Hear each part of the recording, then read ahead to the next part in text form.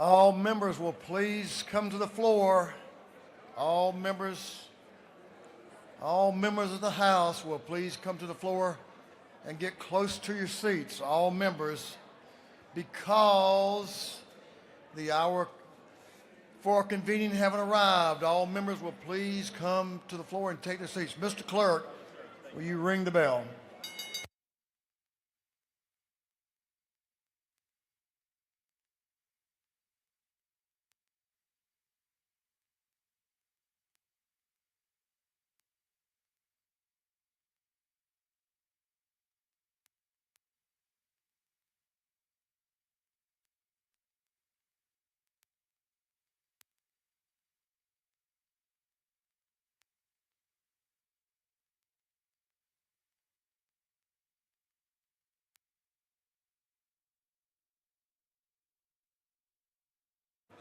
We're going to have the morning roll call.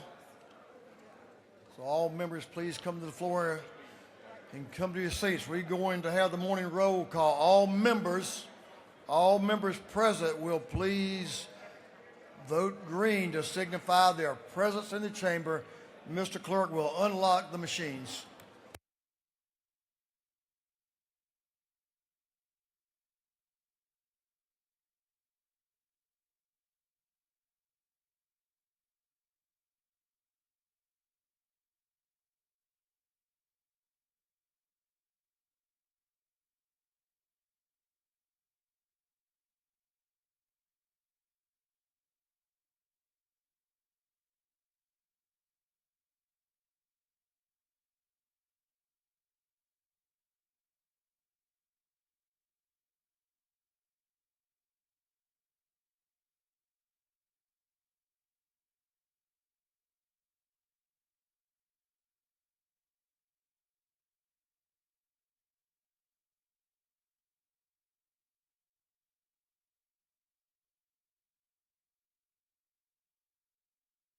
Have all members voted?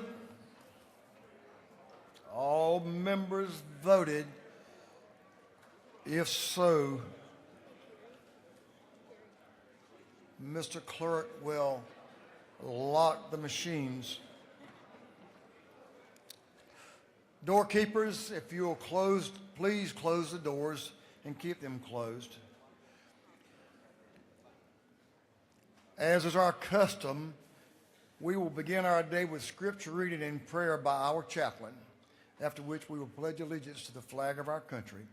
Our chaplain this morning will be introduced by the lady from the 156th House District, where things are really sweet down in Toombs County. She can tell us about those Vidalia onions.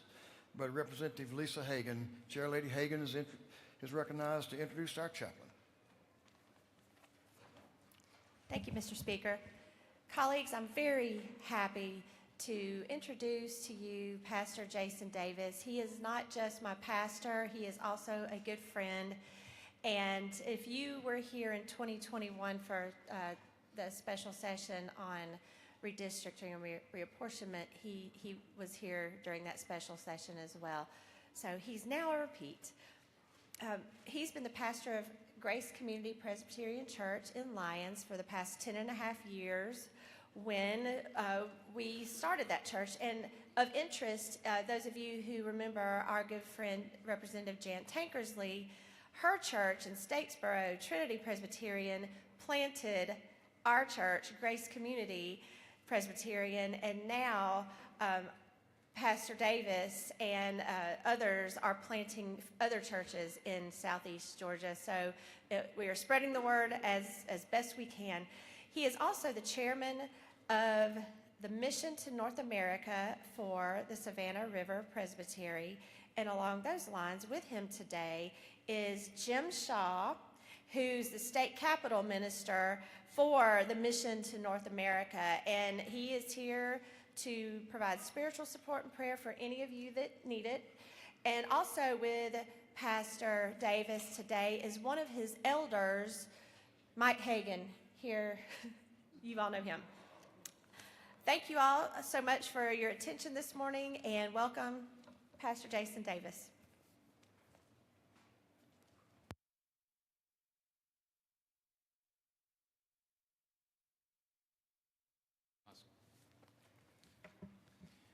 Good morning. Thank you to our speaker, and thank you to all of you, and to Representative Hagan for extending me the invitation to speak to you this morning. I want to look with you this morning at a passage that I'm sure the chaplain of the day has shared with you many times before, because it is the passage that really speaks to what you all are here in Atlanta to do. Matter of fact, it is the same passage that I looked at with you several years. In anticipation of being here with you today, I had intended to do a different passage with you. And I looked at all of what the Bible says about government, and indeed, that government, that God takes government seriously is a running theme throughout the Bible, but I kept going back to Romans chapter 13, verses 1 through 6, because here Apostle Paul gives us our framework, I think, better than anywhere else we see in the Scriptures of how we ought to think about what God has raised you all up here to do. So here now, God's Word. This is Romans 13, the first 6 verses. Paul tells us, "Let every person be subject to the governing authorities, for there is no authority except from God, and those that exist have been instituted by God. Therefore, whoever resists the authorities resists what God has appointed, and those who resist will incur judgment. For rulers are not a terror to good conduct, but to bad.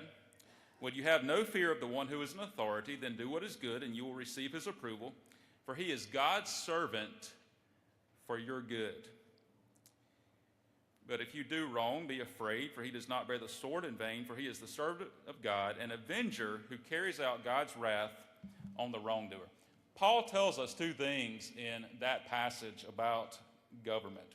Paul tells us that God raises up the government leaders that he so chooses, and that the government leaders that he raises up are his servants and ministers for the good of those whom they represent. First, that God raises up the government leaders that he so chooses. Paul says there in verse 1 that there is no authority except from God, and those that have been instituted are raised up by him. Everyone, you who are in this legislature today have been hand-chosen by the Lord God Almighty for such a time as this. God is the ultimate authority, of course, in that he made the universe. And as such, God's authority rests in his ownership and his authorship of the universe. All authority that we experience is not intrinsic but extrinsic. It's been delegated by the Lord to people. But God has seen fit in his perfect will to set things up in his world such that he raises up gifted men and women like yourselves to govern his world on his behalf.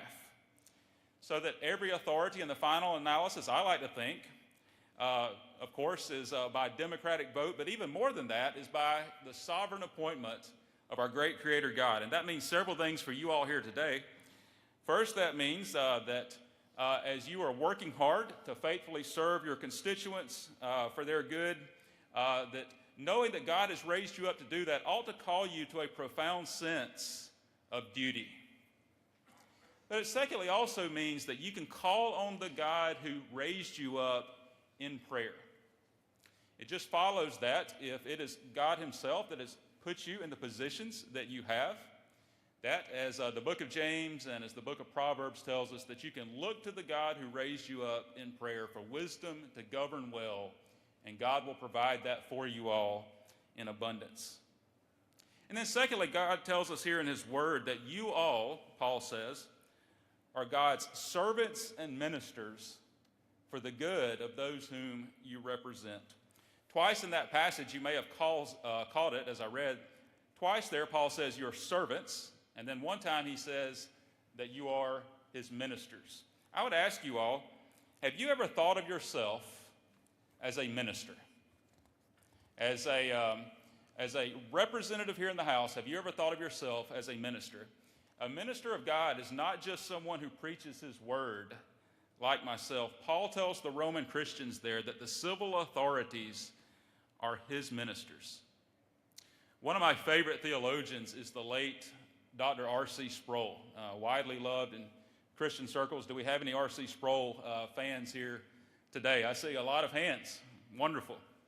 Well, Dr. Sproul was asked one time to speak at the inaugural prayer breakfast of one of the past Florida governors.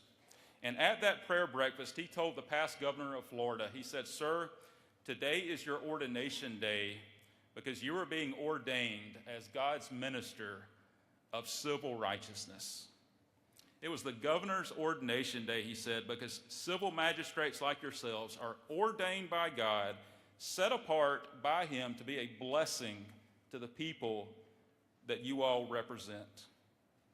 Everyone, you all are ministers to and servants of the people you represent. So do it well, do it for them, but do it also for the smile and approval of the God that has put you there as servants and ministers.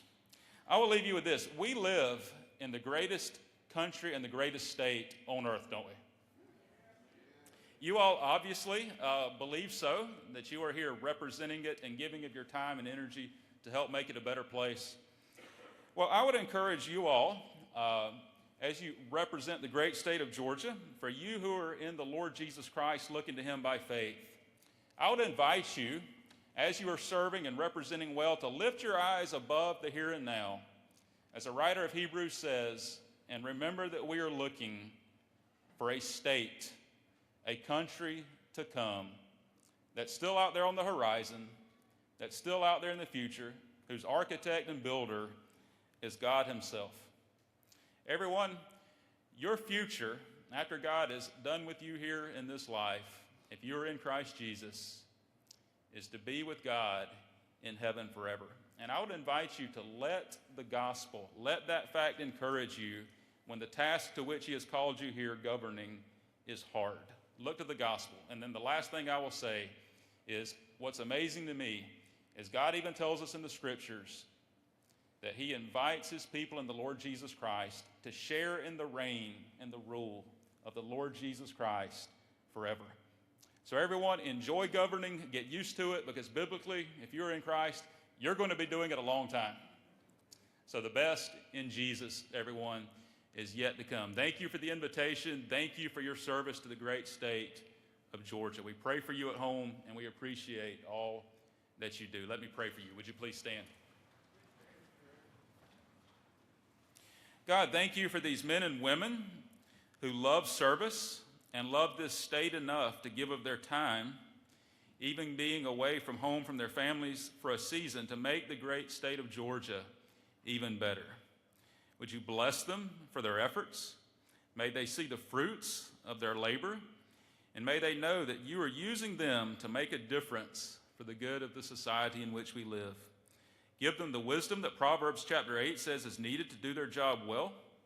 The book of James says to ask you for wisdom and you will give it, for the good of their constituents and for your honor, Father, forever.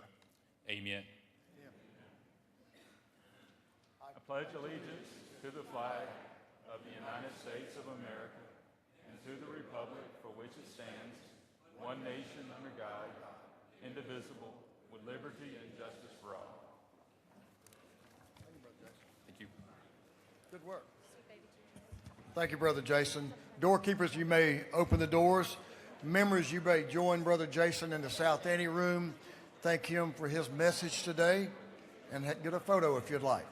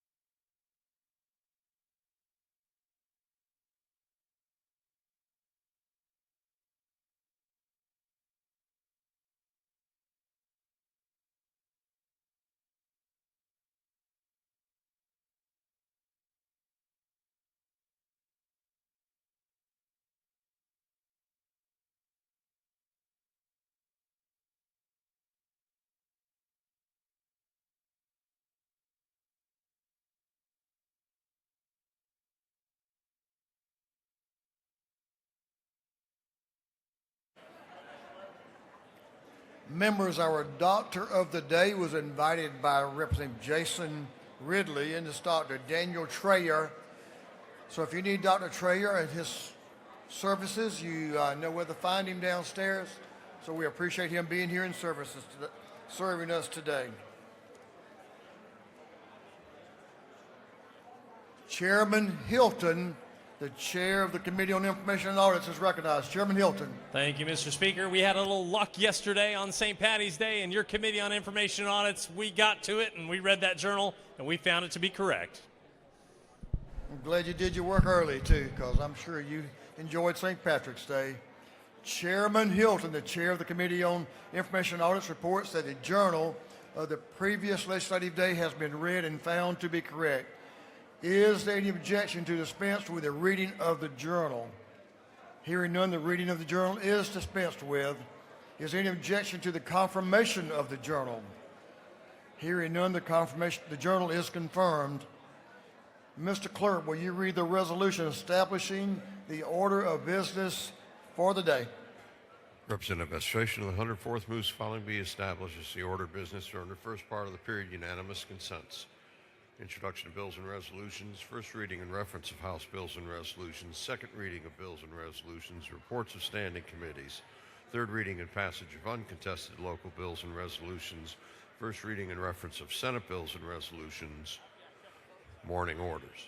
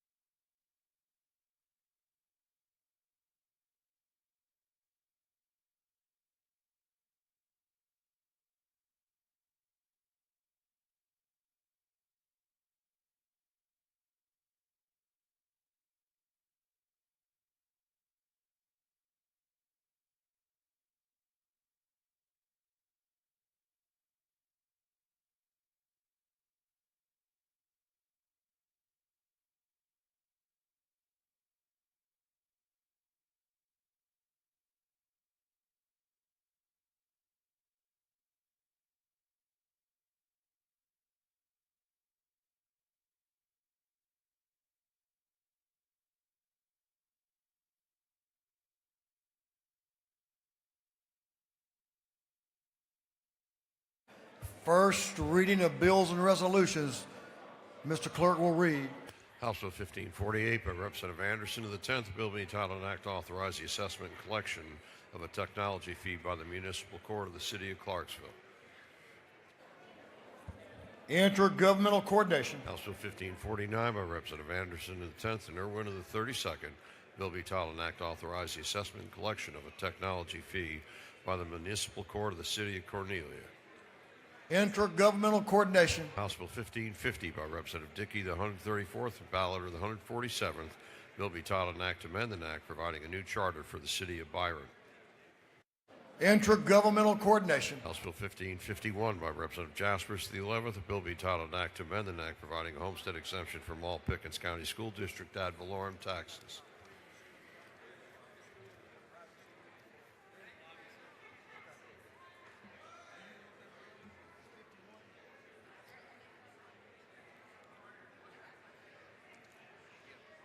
Intergovernmental coordination. House Bill 1552 by Representative Smith of the 18th, a bill be titled an act to provide a homestead exemption for City of Bremen Independent School District ad valorem taxes.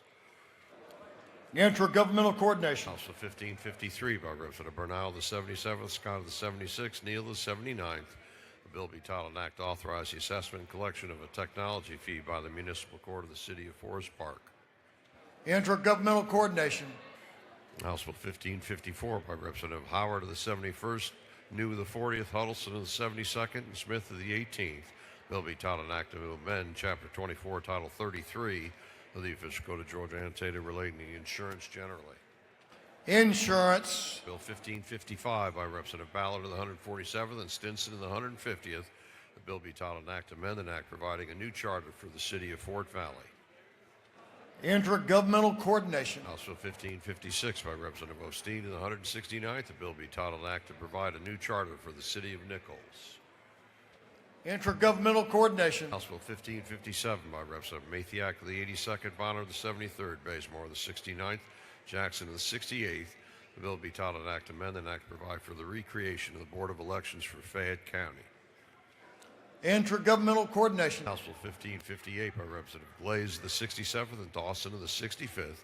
Bill be titled an act to provide a homestead exemption from the city of Palmetto ad valorem taxes.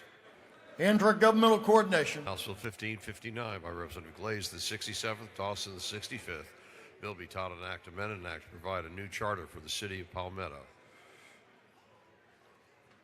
Intergovernmental coordination. House Bill 1560 by Representative Burns, the 159th, and Hitchens, the 161st. Bill be titled an act to authorize the city of Springfield, Georgia, to exercise all redevelopment and other powers.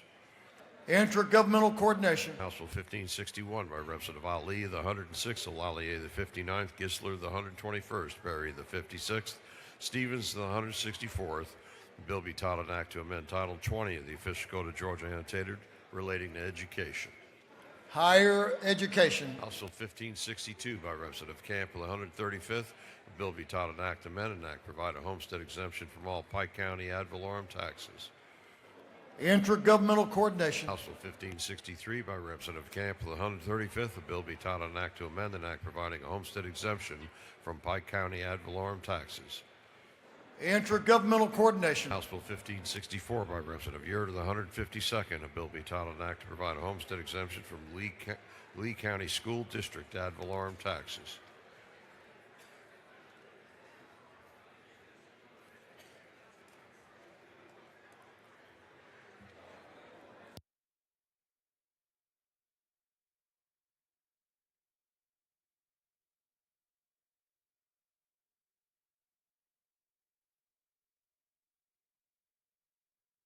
Intergovernmental coordination. House Bill 1565 by Representative Yurt of the 152nd. A bill be titled an act to provide a homestead exemption from Lee County School District ad valorem taxes. Intergovernmental coordination. House Bill 1566 by Representative Burchett of the 176th. Bill be titled an act to provide a homestead exemption from Ware County School District ad valorem taxes. Intergovernmental coordination. House Resolution 1701 by Representative Chastain of the 7th, Jaspers of the 11th, Cox of the 28th, Gunner of the 8th. A resolution honoring the lives of Howell and Jane Teasley and dedicating an intersection in their memory. Transportation. House Resolution 1702 by Representative Davis of the 87th, Scott of the 76th, Bell of the 75th, Jackson of the 68th, Griffin of the 149th. A resolution urging the protection of constitutional conscience. Special rules. House Resolution 1703 by Representative Gunner of the 8th, Smith of the 18th, Leverett of the 123rd, Panich of the 51st, Holcomb of the 101st, and others. A resolution creating a House Study Committee on Criminal Post-Conviction Litigation. Special rules. House Resolution 1704 by Representative Stinson of the 150th. A resolution creating a House Study Committee on Dangerous Animal Attacks. Special rules. House Resolution 1705 by Representative Bazemore of the 69th, McQueen of the 61st, Jackson of the 68th, Glaze of the 67th, and Schofield of the 63rd. A resolution recognizing State Representative Roger Bruce and dedicating an intersection in his memory. Transportation. House Resolution 1706 by Representative Jaspers, the 11th, a resolution honoring the life of Mr. Jerry Barnes and dedicating a road in his memory. Transportation. House Resolution 1707 by Representative Gunner of the 8th, Powell of the 33rd, Irwin of the 32nd, Dubnik of the 29th, Williams of the 148th, and others. A resolution encouraging the creation of the Georgia Legislative Golf Caucus.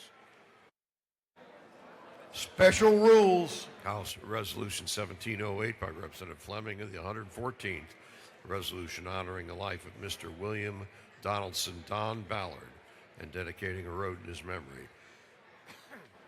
Transportation. House Resolution 1709 by Representative Gilliard of the 162nd, Stevens of the 164th, Jackson of the 165th, and Petrie of the 166th. A resolution recognizing Miss Mary Davis and dedicating an intersection in her honor. Transportation. House Resolution 1747 by Representative Townsend in the 179th, a resolution creating the House Study Committee on Restoring Georgia's Saltwater Ecosystems. Special rules. Senate Bill 609 by Senator Jackson of the 41st, Harrell of the 40th, Mangum of the 55th, Parent of the 44th. Bill be titled an act to amend and act create and establish in DeKalb County, Georgia districts. Intergovernmental coordination. Senate Bill 618 by Senator Parent of the 44th. Bill be titled act to authorize the assessment and collection of a technology fee by the Municipal Court of the City of Decatur. Intergovernmental coordination. That completes first readers.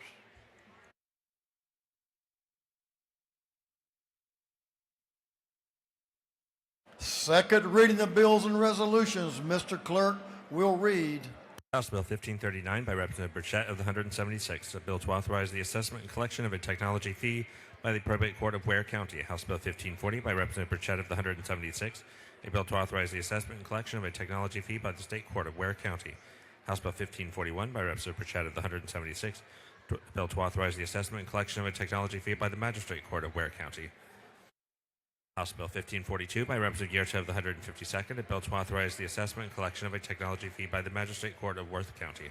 House Bill 1543 by Representative Lumsden of the 12th, a bill to amend an act providing homestead exemption from certain ad valorem taxes levied by the Chattooga County School District. House Bill 1544 by Representative Lumsden of the 12th, a bill to provide a homestead exemption from Chattooga County ad valorem taxes for county purposes. House Bill 1545 by Representative Rhodes of the 12th and Washburn of the 144th, a bill to amend an act creating the Board of Commissioners of Putnam County. House Bill 1546 by Representative Carpenter of the 4th, a bill relating to general provisions applicable to counties, municipal corporations, and other governmental entities. House Bill 1547 by Representative Williams of the 168th and Deloach of the 167th, a bill to amend an act to create the Board of Elections and Registration for Liberty County. House Resolution 1663 by Representative Bernal of the 77th, Bell of the 75th, Flournoy of the 74th, and Scott of the 76th, a resolution recognizing Dr. Anthony W. Smith and dedicating a road in his honor. House Resolution 1664 by Representative Wade of the 9th and Chastain of the 7th, a resolution honoring the life of Mr. General Wallace and dedicating an intersection in his memory. House Resolution 1665 by Representative Townsend of the 179th, Stevens of the 164th, and Smith of the 70th, a resolution creating the House Study Committee on the Environmental Protection Division Permit and Variance Procedures and Rights to Review. House Resolution 1666 by Representative Wade of the 9th and Hawkins of the 27th, a resolution honoring the life of Mr. John W. Ralston and dedicating an intersection in his memory. House Resolution 1667 by Representative Yercha of the 152nd, Osteen of the 169th, Ford of the 170th, Gamble of the 15th, and Gunter of the 8th, a resolution recognizing the life of Mr. Bryce Allen Johnson and dedicating a bridge in his memory. House Resolution 1668 by Representative Crawford of the 89th, Oliver of the 84th, Barnes of the 86th, Elallier of the 59th, Draper of the 90th, and others, a resolution urging the Department of Education and local school systems to prioritize the inclusion of ex officio, honorary, and non-voting student representatives on its local boards of education. House Resolution 1669 by Representative Westbrook of the 163rd, Jackson of the 165th, Evans of the 57th, Fry of the 122nd, Campbell of the 35th, a resolution creating the House Study Committee on the End-of-Life Issues. House Resolution 1670 by Representative Dania of the 110th, Jones of the 25th, Thomas of the 21st, Kendrick of the 95th, Prince of the 132nd, and others. Resolution recognizing the importance of voluntary community-based resource recovery efforts through the Rescuer Initiative. House Resolution 1671 by Representative Gaillard of the 162nd and Stevens of the 164th, a resolution honoring the life of Reverend Benny R. Mitchell, Jr., dedicating an intersection in his memory. House Resolution 1672 by Representative Gaillard of the 162nd and Stevens of the 164th, a resolution recognizing Miss Huxley Scott and dedicating a bridge in her honor. House Resolution 1673 by Representative Gaillard of the 162nd and Stevens of the 164th, a resolution recognizing Mr. Jimmy Lord Brown and dedicating an intersection in his honor. House Resolution 1674 by Representative Leverett of the 123rd, Seaball of the 34th, Montana of the 17th, Gamble of the 15th, a resolution creating the House Study Committee on State Governance of Emergency Medical Services. House Resolution 1675 by Representative Lewis Ward of the 115th, Hughley of the 141st, Green of the 154th, Camp of the 135th, Washburn of the 144th, and others, a resolution creating the House Study Committee on Community Association. Through second readers.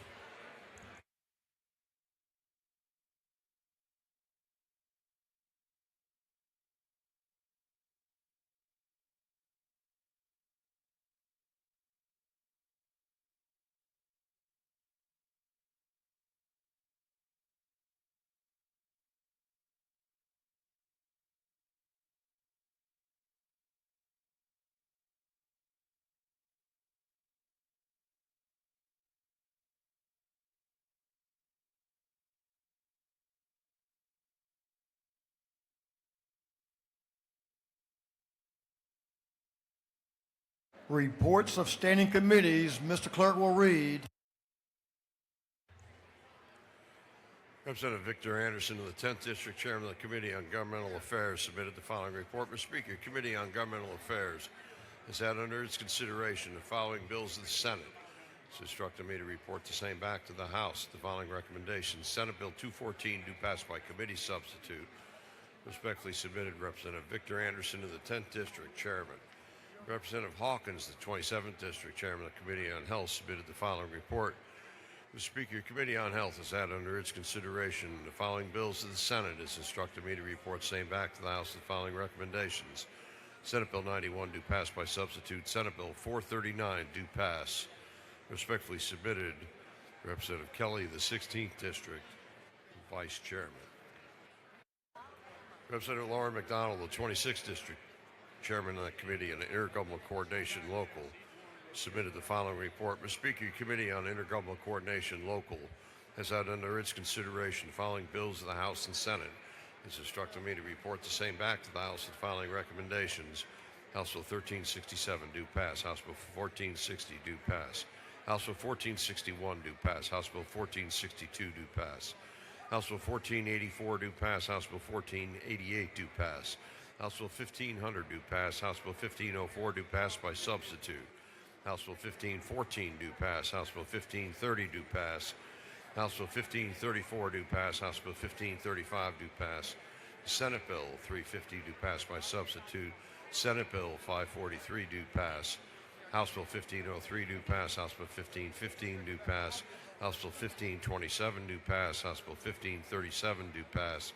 House Bill 1538, due pass. Senate Bill 545, due pass. Senate Bill 574, due pass. Senate Bill 575, due pass. Respectfully submitted, Representative Lauren McDonald, the 26th District Chairman. Representative Gunner, the 8th District Chairman of the Committee on Judiciary, submitted the following report.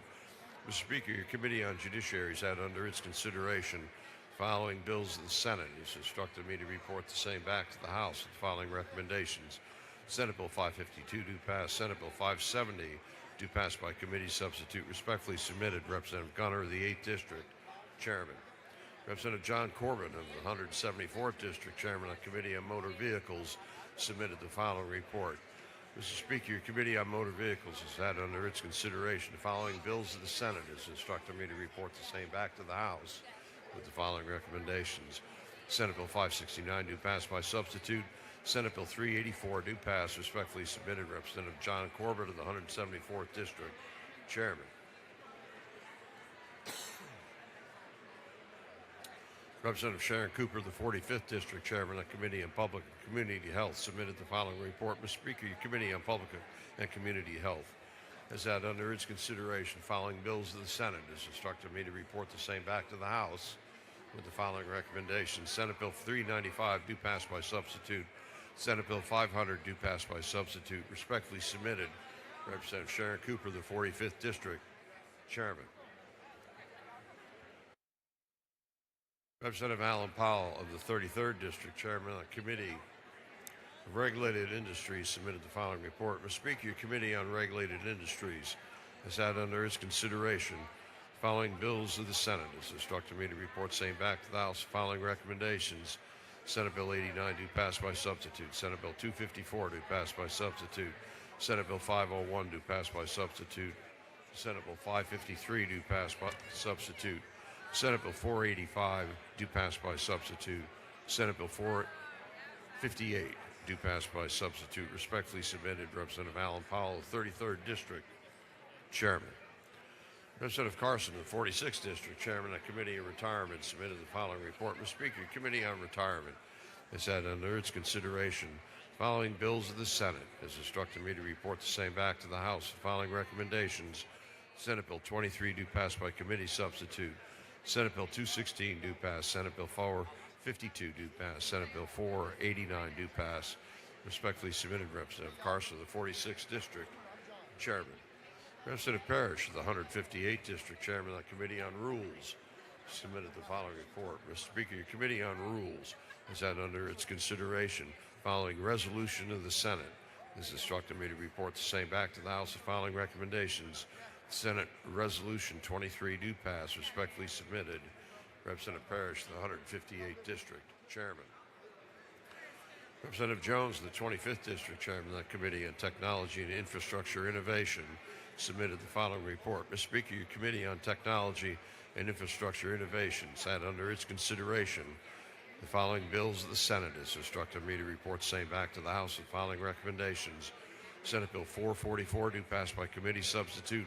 Senate Bill 470 due pass by committee substitute. Respectfully submitted. Representative Jones of the 25th District, Chairman. Representative Scoggins, 17th District, Chairman of the Committee on Special Rules, submitted the following report. Mr. Speaker, your Committee on Special Rules has had under its consideration the following resolutions of the House. It's instructed me to report same back to the House with the following recommendations. House Resolution 1662 due pass. House Resolution 1608 due pass. House Resolution 1583 due pass. House Resolution 1655 due pass. House Resolution 1774 due pass. Respectfully submitted. Representative Scoggins, the 17th District, Chairman. Representative Shaw Blackman of the 146th District, Chairman of the Committee on Ways and Means, submitted the following report. Mr. Speaker, your Committee on Ways and Means has had under its consideration the following bill of the Senate. Has instructed me to report the same back to the House with the following recommendations. Senate Bill 566 due pass by committee substitute. Respectfully submitted, Shaw Blackman of the 146th District, Chairman. That completes the reading of the reports of standing committees.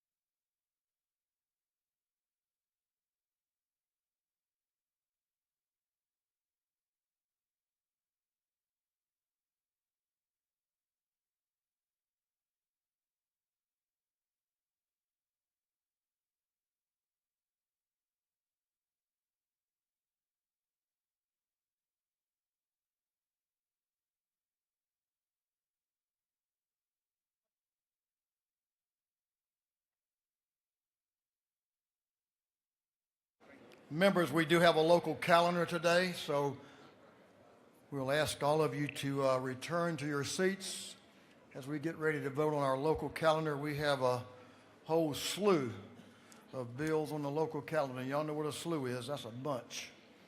That's a bunch. We'll have third reading and passage of the uncontested bills on the local calendar, but I'm going to recognize Chairman McDonald at this time. For what purposes, gentlemen, rise? I'd like to make a motion. State your motion. I'd like to make a motion that we remove SB 543 and recommit it back to Intergovernmental Coordination Committee. Mr. Clerk, will you read the caption?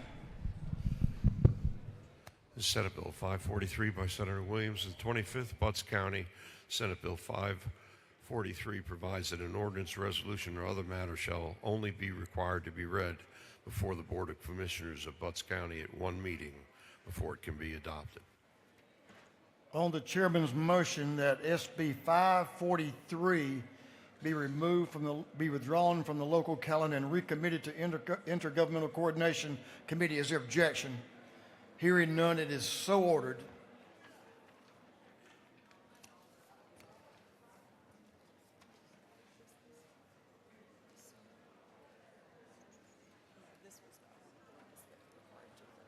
There are 8 bills on the local calendar that relates to homestead exemption and require a recorded 2/3 roll call vote for passage.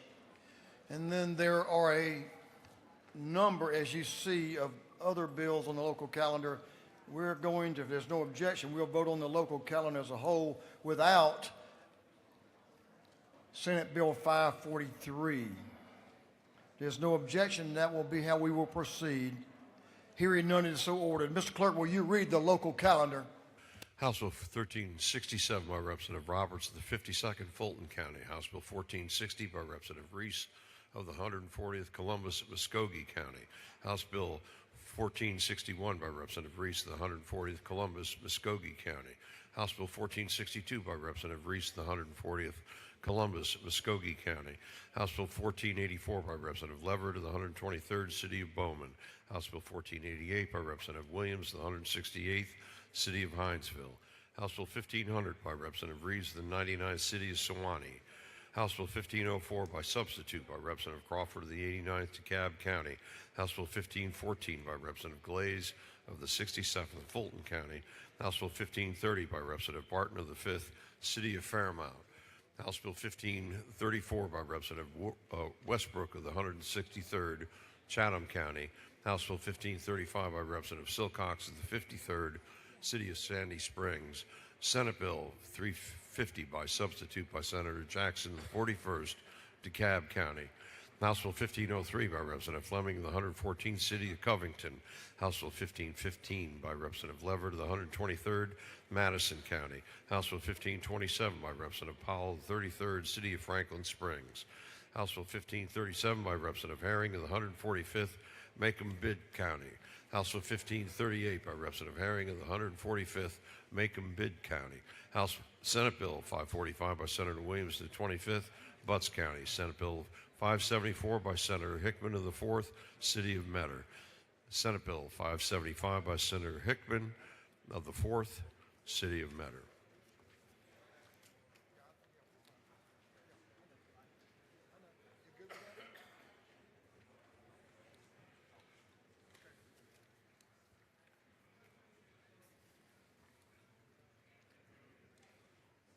Is there any objection to the previous question being ordered on the local calendar Thank you. without Senate Bill 543? Hearing none, the previous question is ordered. Is there any objection to agreeing to the report of the committee, which was favorable to the passage of the bills? Hearing none, the report of the committee is agreed to. Shall these bills now pass? All those in favor of the passage of the bills on the local calendar will vote yes. Those opposed will vote no. And Mr. Clerk will unlock the machines.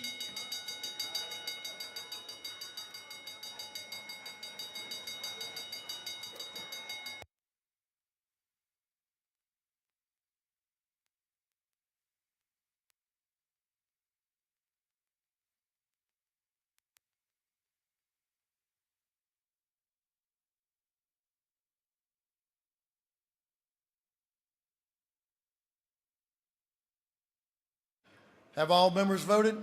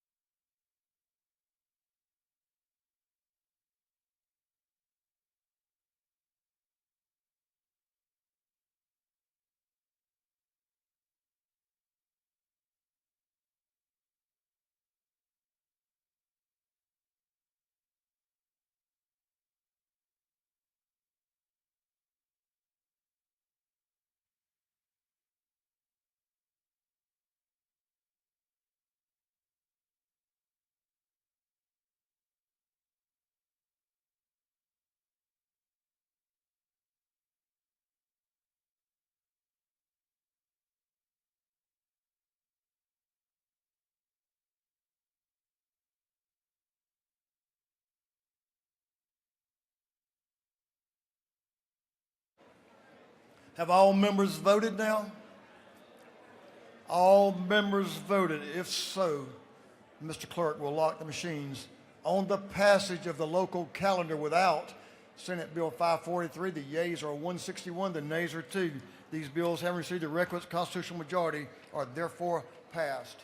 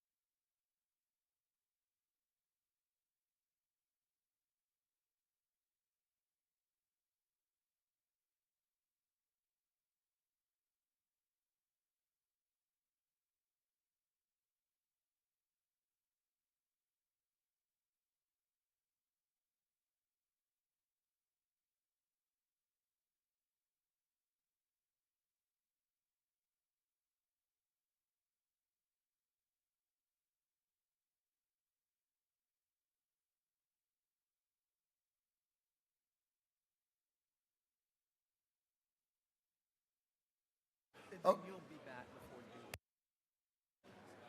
Members, if I can have your attention just for a moment. We have a lot of wonderful guests in the gallery, and we want to make sure they're welcomed here today. So we're going to move on to morning orders. But y'all, we have a whole slew of morning orders, if you will. So members, I'm going to ask your cooperation, if you will. We need to hold the morning orders to 1 minute or less, if any way possible. Now, we do have a couple of condolences that will be a part of our morning orders. They will be given some leeway on theirs, so certainly acknowledge that. But we'll move on to morning orders, and we have a very special acknowledgement this morning that we're going to take up, but not right now. We're going to take it up in a few minutes because I need to step out, Representative Newton, and I want to be here. If that works for you, we're going to do that. Yes, sir. So I'm going to ask the Pro Tem if she'll take over, and we'll start on our morning orders 1 minute or less. You will gain great favor with the speaker if you're less. And you can use it at any time you'd like to. So if we'll move on to morning orders. Madam Pro Tem. Thank you, sir.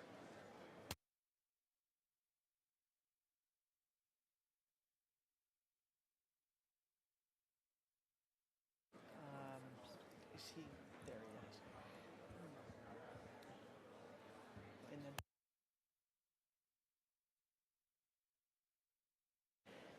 Chair recognizes Representative Tran for a morning order. Members, if you'll please give Representative Tran your attention and stand for a moment.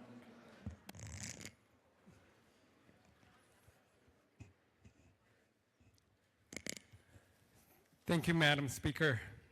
This morning we honored Willard Craig Miller, a visionary who worked to help shape Georgia into one of the nation's leading film and television hubs. Through his leadership, creativity, and commitment to storytelling, he didn't just build productions, he built opportunities for countless Georgians, from actors to crew members, into the booming industry that we have today. I'd like to take a second to read a couple of lines from the resolution we presented his family. Whereas the state of Georgia mourns the passing of Craig Miller, a respected leader, innovator, and advocate whose vision and dedication helped shape Georgia into one of the premier film and television production hubs in the nation. Whereas raised in Columbus, Georgia, and a proud graduate of the University of Georgia, Craig Miller developed an early passion for theater and founded Craig Miller Productions in Atlanta in 1985. Whereas in addition to his exemplary career accomplishments, Craig Miller was cherished by his loved ones as a loyal husband, devoted father of 6 wonderful children, and a doting grandfather of 8 remarkable grandchildren. Whereas it is abundantly fitting and proper that the outstanding life and service of this remarkable Georgian be appropriately recognized and remembered.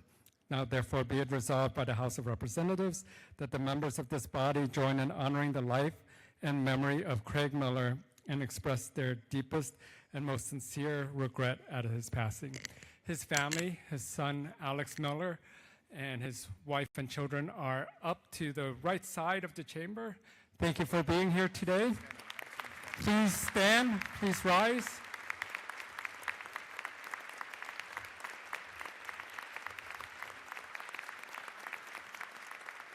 And let's take a moment of silence for Craig Miller.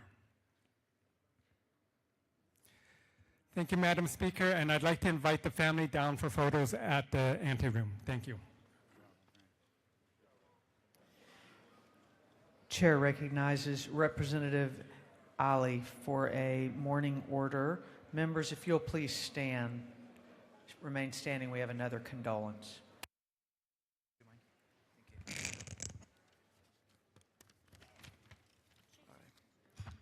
Thank you, Madam Speaker.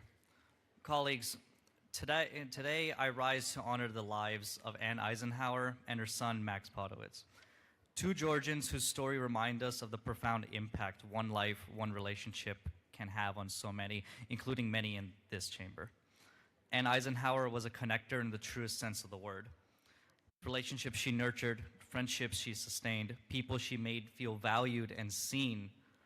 She had believed in showing up for others not once, but consistently, checking in, offering support, and building bonds that lasted. Professionally, Anne was a respected public relations leader who worked across media, global health, and advocacy. She helped elevate important voices, connect journalists to trusted experts, and ensure that critical stories were told with accuracy and care. Her work took her around the world, but her impact was always deeply personal. She also gave back in powerful ways, raising millions for charitable causes, organizing community events, and committing herself to the idea that change does not happen by chance but through action. At the center of her life, however, above all else, was her son, Max. Max was just 18 years old, a freshman at NYU with a future full of promise. He was described as gentle, sweet, smart, funny, and deeply thoughtful, a young man who brought light into the lives of those around him. He shared his mother's values, her kindness, her commitment to making a difference. Their bond was extraordinary. To Anne, Max was everything. And to Max, Anne was everything. In December, Max passed away unexpectedly. And just weeks later, on January 1st, Anne passed away as well, leaving behind a community that feels their deep loss. What remains, however, is the legacy they built together, a legacy of connection, compassion, and commitment to others. Anne and Max's family and friends are here with us today. Please rise in the gallery and be recognized. Thank you.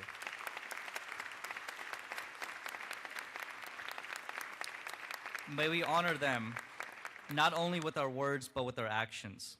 Members, by investing in our communities, supporting one another, and by never underestimating the power of simply staying connected. Madam Speaker, I ask that we keep their friends, family, and all who love them in our thoughts, and for a brief moment of silence. Thank you, Madam Speaker. I yield the will.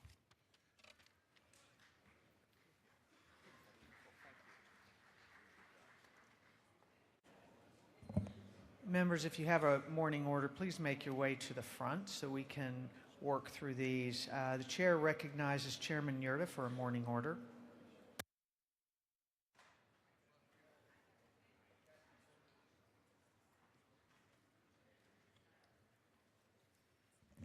Thank you, Madam Speaker.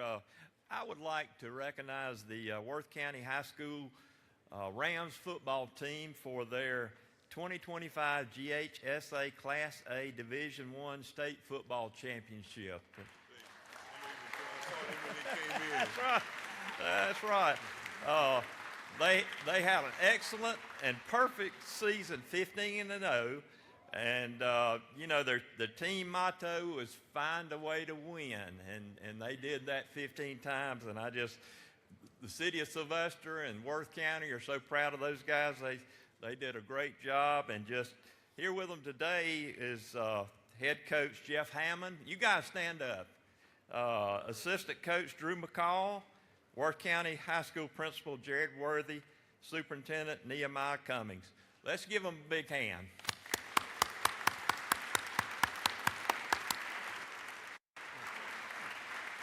Thank you. Chair recognizes Chair Mathiak for a morning order.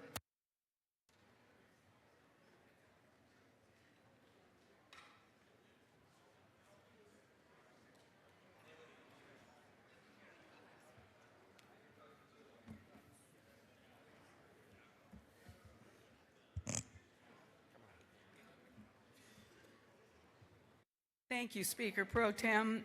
I so appreciate today. Today, we get to honor somebody that has been a friend to this chamber and this building for 50 years, Mr. Aubrey Valines. He's up in the gallery, and he has no idea what's going on today. So we wrote a resolution for him. He's been here 50 years at this state capitol, such a long career dedicated to public service and public policy. His professional organizations not only include the bar, but he is also a trial lawyer and other numerous initiatives that he has promoted in the public sector. He's also an honored in distinction in the Army of the 82nd Airborne Division during Vietnam, and we are so proud to call you our friend and colleague. Thanks, Aubrey, for all you do for us. That's good. You did it. I watched it. Yeah. I came close. Yeah. We came close. The chair recognizes Leader Hughley for a morning order.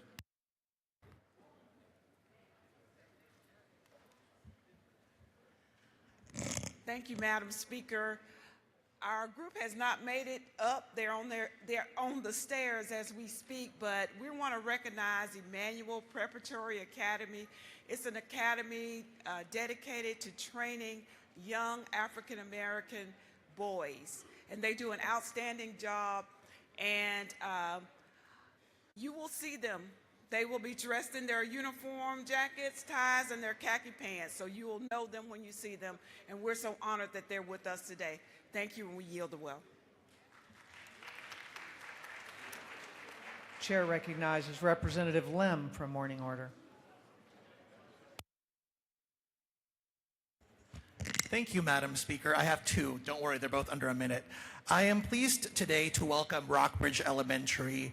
Their student body comprises students from over 40 countries and speaking 27 different languages at home. They are at the heart of my district. I've recognized them for this before, but it bears repeating. They also continue to be the embodiment of communities and schools with their wide breadth of on-the-ground partnerships and programming not just at school, but where students live.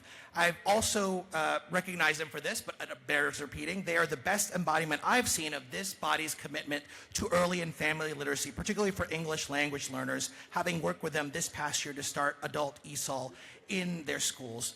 Rockbridge, I know they're at the complex. Hopefully you made it here. Oh, there they are. Would you please wave, and we'll give them a warm welcome.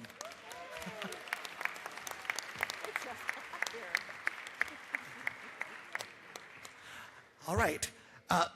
I am also very happy to recognize today Lambda Theta Alpha Latin Sorority Incorporated's annual Mujeres Day at the Capitol, led by the Alpha Sigma Alumna Chapter. Lambda Theta Alpha Latin Sorority was established in 1975 and has grown to 8 chapters in Georgia at Emory, Georgia Tech, UGA, Georgia State, KSU, the University of West Georgia, Oglethorpe, and the Alumna Chapter of Atlanta.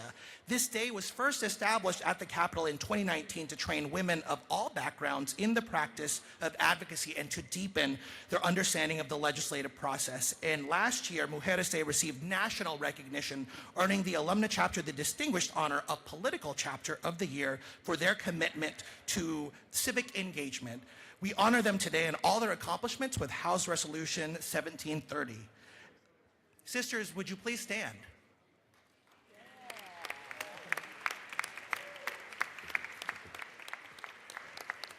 Thank you, Madam Speaker. I yield the well. Chair recognizes Representative Clark for a morning order.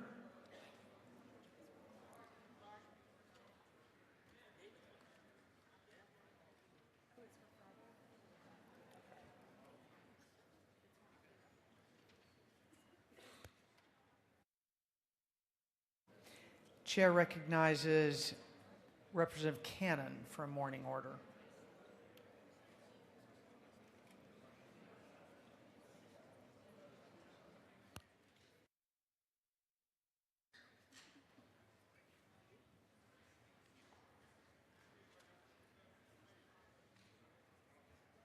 So do I just do them both?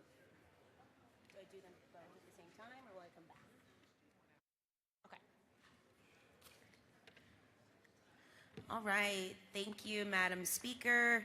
I will start off by recognizing Ms. Deborah Von Treese. And there is a photo of her.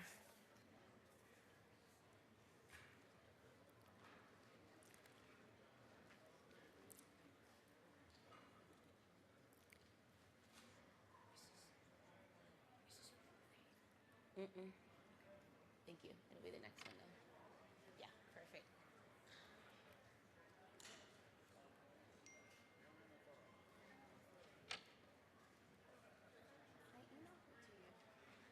I emailed it to you. Has your red? Okay. Emailed it to you through. Okay. All right. Deborah Von Treese is a revolutionary chef, author, entrepreneur, television personality, and community leader.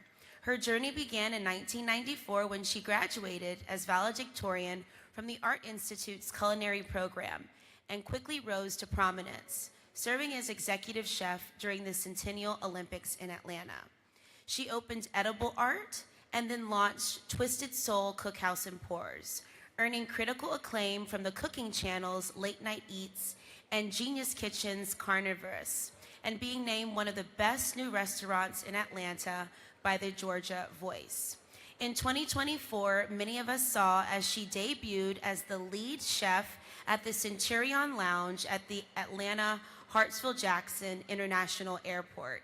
As the star of Global Soul Kitchen, she uses her platform to celebrate the contributions of the African diaspora to American cuisine, as well as mentor young chefs and promote sustainable farming. Today, we're so happy that you're here and ask that you stand. There she is. Hi, Miss Deborah. Congratulations. Thank you for all you do.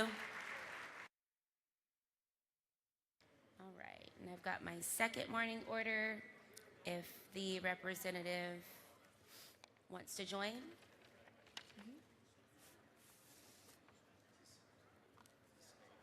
Mm-hmm.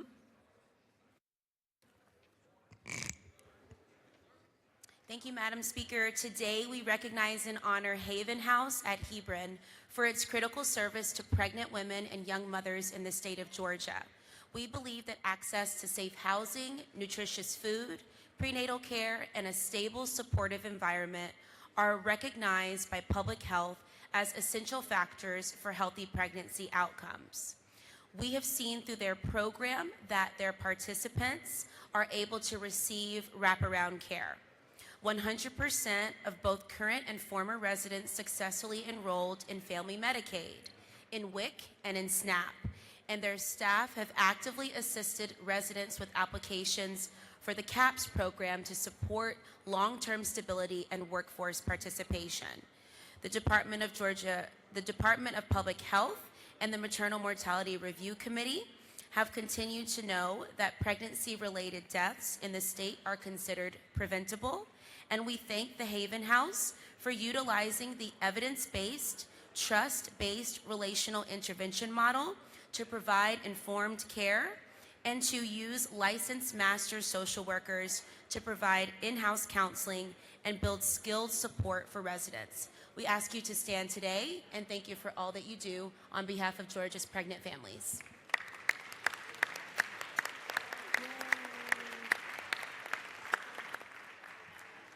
Both groups come down for photos, please. Thank you. Chair recognizes Representative Adenia for a morning order.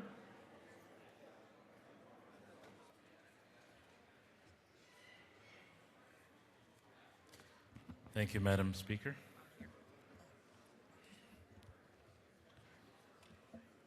Good morning, colleagues. Today is Africa Day at the Capitol. And, all right. And we have a number of people in the audience that have made impacting contributions to Georgia. I'd like to start off by recognizing Ngozi Davodzi, if she can please rise, if she's in the crowd. She is the owner of 3 Jamaican restaurants. Not 1, 3. And she's about to open up a 4th African Caribbean fusion restaurant in Atlanta in a week's time. She is someone to be recognized. I would also like to recognize Dede Ntumba, the leader of the Congolese community. Can you please rise? Let's give him a round of applause. He's made multiple contributions in the community.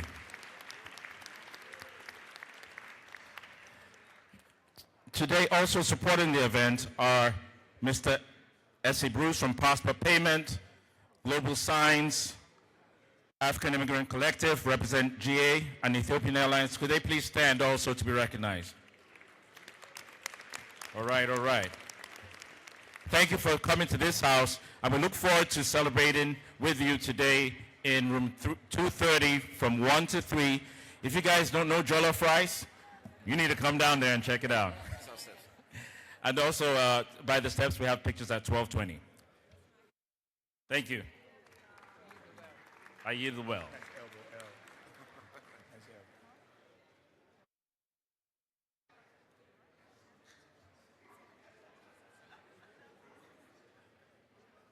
Chair recognizes Representative Lupton for a morning order. Thank you, Madam Speaker. Today we want to recognize the Georgia Symphony Orchestra for 75 years of exceptional artistry and 20 years of dedication to youth education through the Georgia Youth Symphony. Since its founding in 1951, the GSO has brought together professional musicians, dedicated volunteers, and passionate supporters to provide world-class symphonic, jazz, and choral music experiences that inspire and uplift our community. Under the current artistic direction of Timothy Verville, the GSO has been recognized for innovation, artistic excellence, and pioneering programs. A big thanks to Suzanne Tucker, Executive Director, Kim Ellett, Development Director, all of the staff, artistic staff, and board members, choral members, musicians, and supporters for sharing your gift of music with us all. Please stand and welcome our GSO guests this morning.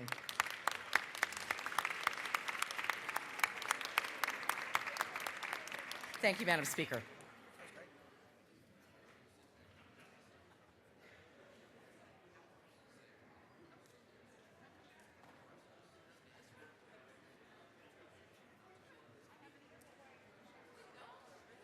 The chair recognizes Representative Jackson for a morning order.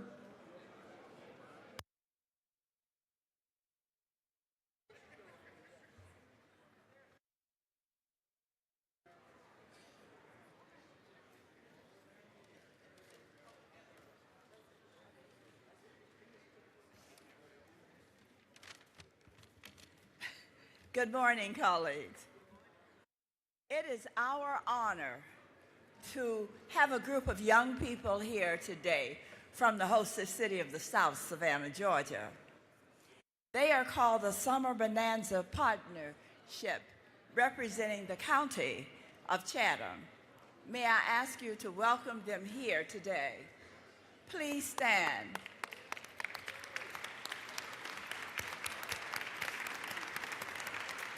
These young people and parents are here for the young people to tour the Capitol.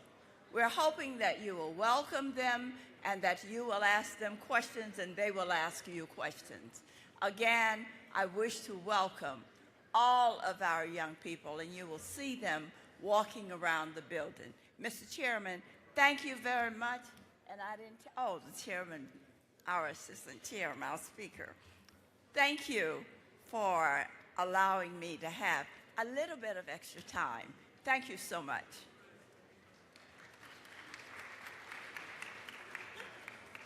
Chair recognizes Representative Holland for a morning order. Thank you, Madam Speaker. I've got two. I'll try to do them in under 60 seconds. First, I'm excited to welcome many members of my church family are here today visiting with my legislative family, and it gives me the opportunity to talk about H.R. 1722, which just dropped, recognizing and commending Morningside Presbyterian Church on the occasion of its 100th anniversary. Whereas the seeds were sown by the loving and humble efforts of the devoted original worshipers of Morningside Presbyterian Church and have blossomed, establishing a rich tradition and history. And whereas the congregation of this church has compiled an unparalleled record of passion, action, and inclusivity, which it demonstrates daily through the wide embrace of all God's children, inviting all to journey together in worship, service, growth, and community. So congratulations on your 100 years. I will bring a copy of the resolution to church on Sunday. And in related news, I wanted to welcome Presbyterians for a Better Georgia are also here today. This is a group of people who have answered the call of what does the Lord require of you, but to do justice and to love kindness and walk humbly with your God. They are here today to advocate for God's children and the things that are important to this community. If you get called to the ropes to see them, I encourage you to go say hello. Thank you very much, Madam Speaker.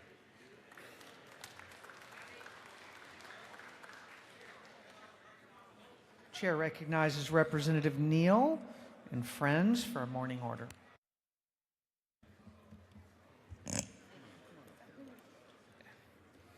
Thank you, Madam Speaker.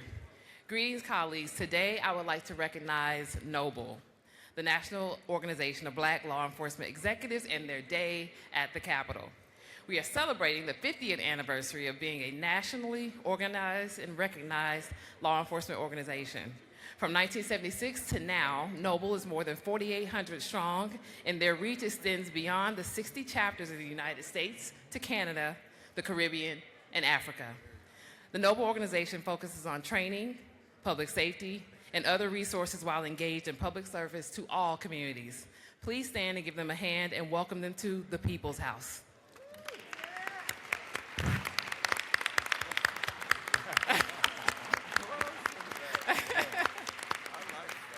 They will be in room 230, colleagues. Thank you, and I yield the will. Chair recognizes Representative Bernot for a morning order.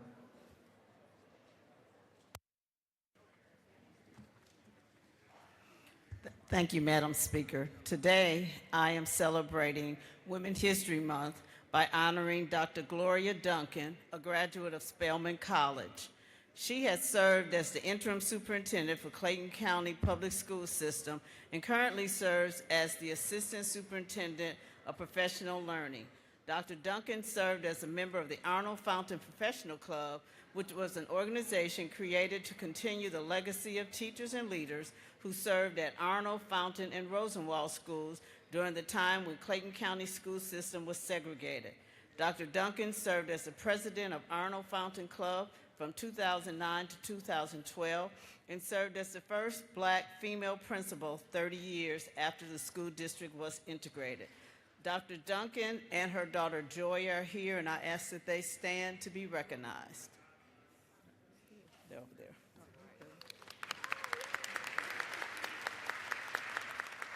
Thank you, Madam Speaker. Chair recognizes Representative Schofield for a morning order. Thank you, Madam Speaker, Clerk of the House, and House members.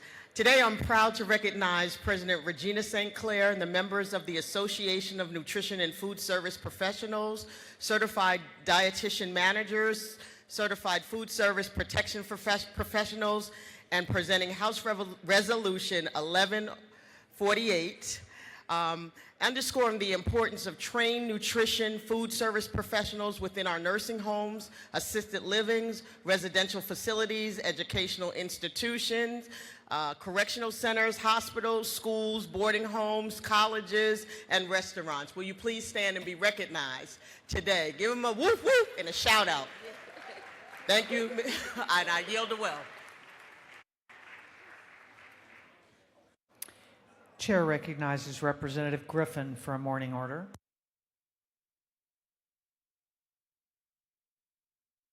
Thank you, Madam Chair.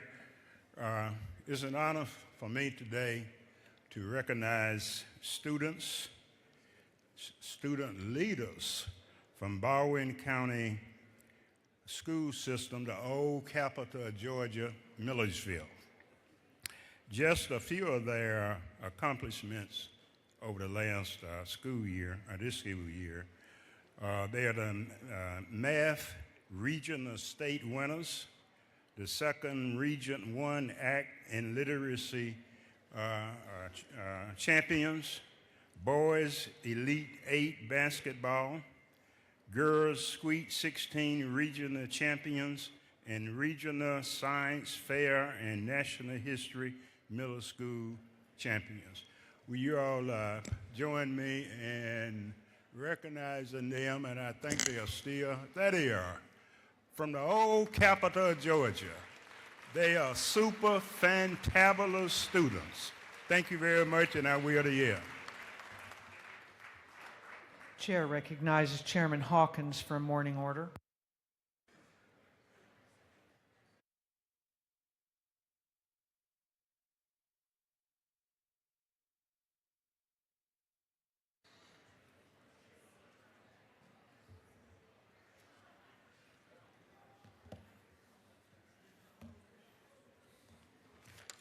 Thank you, Madam Speaker. Today, I have a distinct pleasure and honor in recognizing a young man here in Georgia that has made 150 runs, 80 runs for police officers and 70 for firemen who have died in the line of duty. They were up there in the gallery. It's Andrew Collinson, if you will stand. His grandfather Richard, Rhonda McLean, Captain Michael Hammond, University of North Georgia, Officer Travis Quick and Corporal Kelly Olson, Gainesville Police Department, Deputy Zachary Marley and Captain Michael Mount, Hall County Sheriff's Department.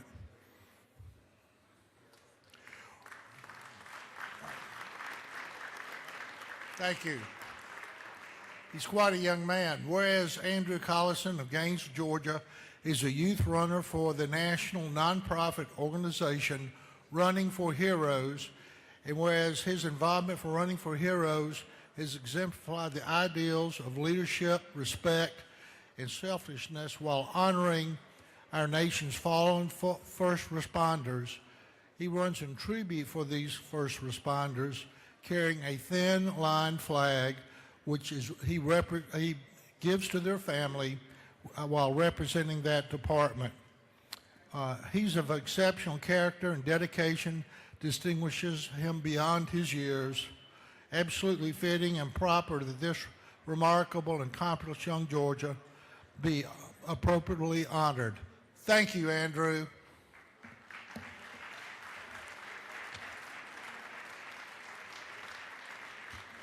Chair recognizes Chairman Jaspers for a morning order.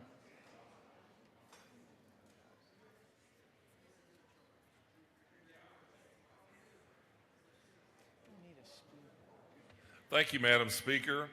If you look on your desk, you see today is Georgia Runs on Trucking Day. And I hope you enjoy your hat when you're mowing the grass or at the beach this summer. We got you a little squeezy thing with stress for the next couple of weeks. But, you know, the serious part of what we're doing is Georgia's trucking industry is the foundation of our great freight logistics network throughout our state. It supports over 300,000 jobs, $19 billion in wages.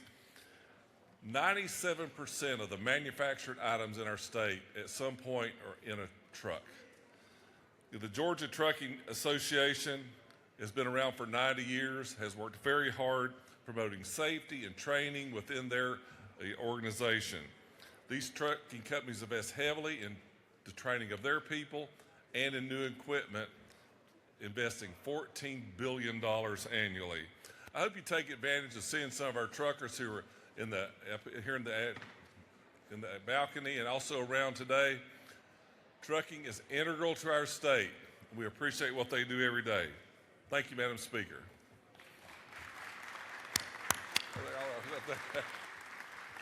They just made it in. Chair recognizes Representative Smith for a morning order. Thank you, Madam Chairman. You know, occasionally, ladies and gentlemen, you cross paths with somebody in your life and you go, wow, this is a fine individual. Well, I've done that this year. I crossed paths with a young lady that graduated from Georgia Tech with a master's. A week from Friday, she goes into the Navy.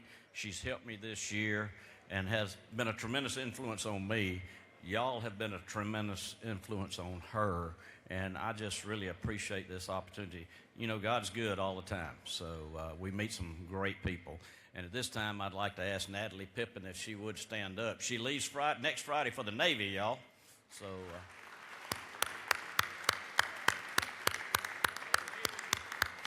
thank y'all very much for making her feel so at home while you were here. A lot of it know us. So, thank you, Madam Speaker. I appreciate your time. Chair recognizes Representative Taylor for a morning order. Thank you, Madam Speaker. Colleagues, today is Adaptive Reuse Advocacy Day, and we have some representatives here that will be in the CLOB room 604. They are here to explain and share with us different purposes that we can utilize for housing to help solve the problem of the lack of housing. That's a double word. So if you would stand and be recognized, there they are. They're in room 604. Come and learn about the permanent supportive housing and of course, the non-congregate shelter and mixed-use community housing. Thank you so much for being here. Thank you, Madam Speaker. I yield Chair the well. recognizes Representative Gaines, Persinger, and Leader Efstration for a morning order.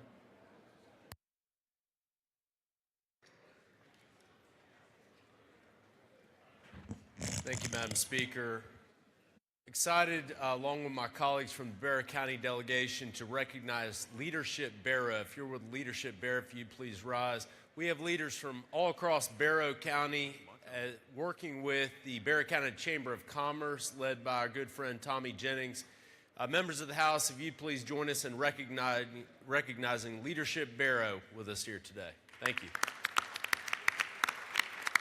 You want to say anything? We yield the well. Thank you. I think that notorious Terry England lives in Barrow County, doesn't he? We appreciate y'all being here, and we appreciate my dear friend, Chairman England, who served this state and your community so very, very well. So we're blessed to have him as a friend, as a Georgian. Thank y'all for being here. Appreciate you all.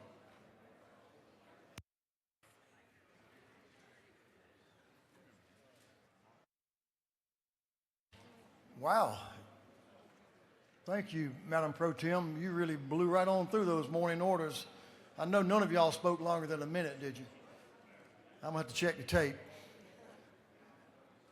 Mr. Clerk, we have a very special opportunity here to recognize one of our members for years of dedicated service. So I'm going to ask you to ring the bell.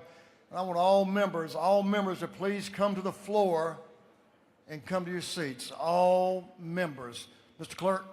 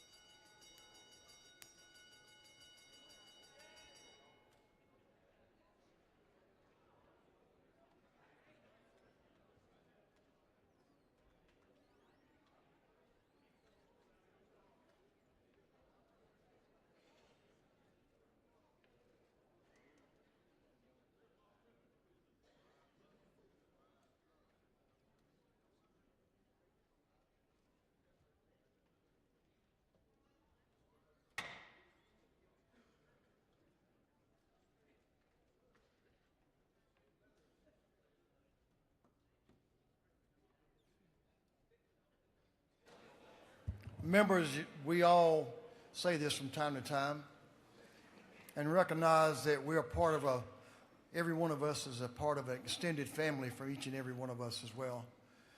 So that's what makes days like today and this year, as this member that I respect and call a friend who's not going to return to this body, as we come back in 2027, but a gentleman who served his community very well, very strongly, as he should, and also been very supportive of some pretty cool causes that make a difference in people's lives. Now, I want to say all the good accolades about him before he gets up here, because I'm not sure what he's going to say about me, but maybe he'll be nice to me as well. But you all know who I'm talking about. Beloved member of our Atlanta Falcons and a good old Oklahoma boy. He still loves his great state of Oklahoma. He's not bashful about telling you that. But a friend, and I've enjoyed the comfort of one of his recliners in his office. I bet y'all never caught him taking a nap there, have you? But I know what I would do. But it's my honor and a privilege, and a little bit of sadness, too, to recognize Representative Dewey McClain to come to us and speak to us and share with us on his remembrances and whatever he'd like to speak about, on giving us sharing with us his farewell address to this House. I'm sure this won't be the last time we'll recognize you, but the gentleman is recognized. Representative Dewey McClain. Give him a hand, please.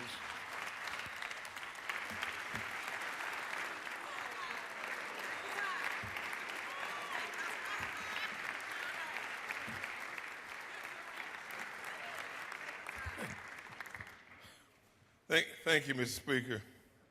You know, I want to thank, today is more of a thank you day for me because how did y'all get on the front row?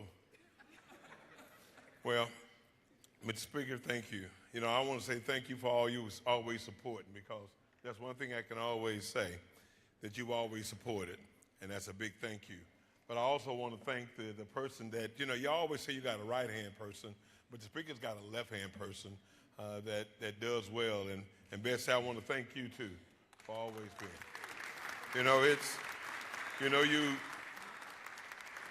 Mr. Speaker and colleagues, you know that it's been an honor for me to serve the House District of, for a long time I was known as Mr. 100 until something happened.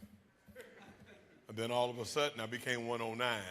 I don't know, but it's been a great honor for me to serve the District of 109, because, those constituents have always been very good and very gracious to me. They've been so gracious to me that I've had 14 elections, I've had 7 primaries and 7 generals, and there's been one name on the ballot. So I don't know if they didn't find anybody or if they just liked what they was getting. I couldn't tell you, but I wanted to say that because it's what I call this is a bittersweet moment for me, because the 13 years has went really fast. I mean, I can remember when I came, and Mr. Speaker, I want to say thank you again too, because it's one thing about what I can say about you, Mr. Speaker. You left me in that same seat for 13 years. C37. I just want you all to know, C37, I've sat in that same, some of you all have probably changed seats 10 or 15 times, but I've had that same one seat, Mr. Speaker, so thank you very much for making that happen. That was that special chair. We had to make sure we would support you back there, so that's why you had to stay there. Mr. Speaker. Okay. Well, so we're going to take the gloves off. Mr. Speaker. My apologies, sir.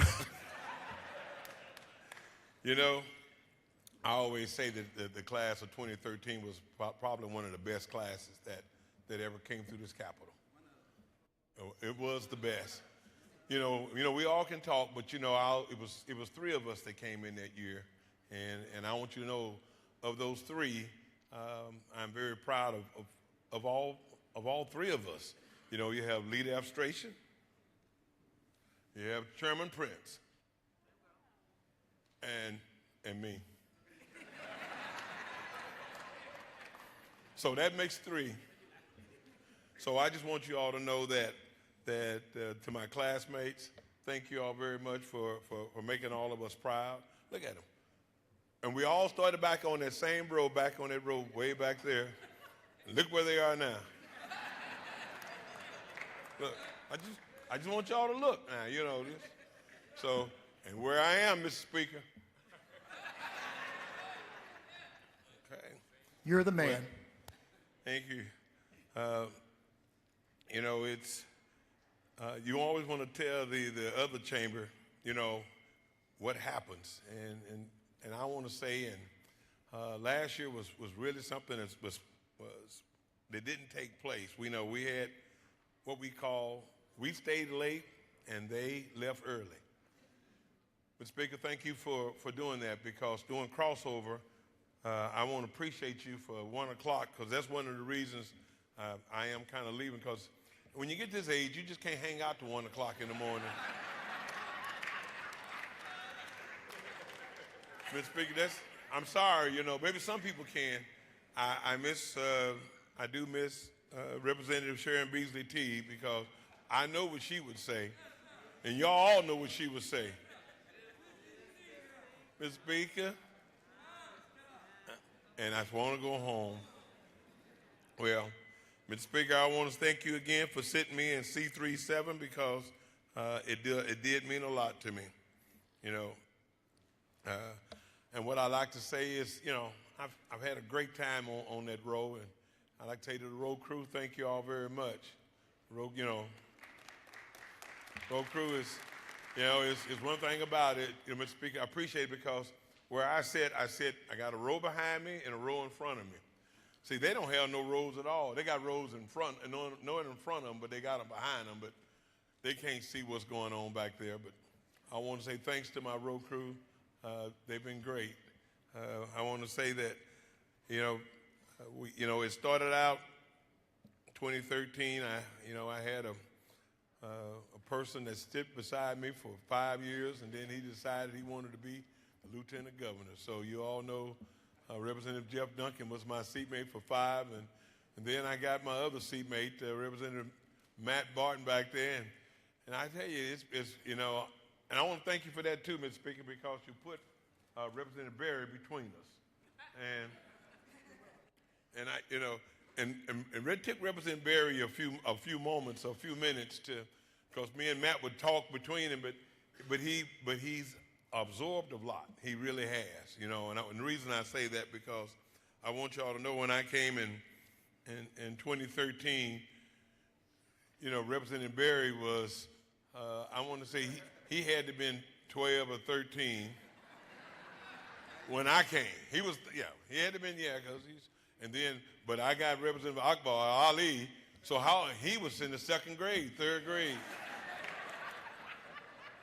So I just want y'all to know that it's been, you know, I just want y'all to know how times have changed. So I just want y'all to feel that with me. Again, you know, it's always about thinking. Thank you, Mr. Speaker, again for, no, Mr. Speaker, I'm going the wrong way now. And, you know, and what I like to say is that I did bring me some water because, you know, Mr. Speaker, you know, I don't know if this is going to be my last time here or not, but I'm going to just have me a sip and we'll talk some more.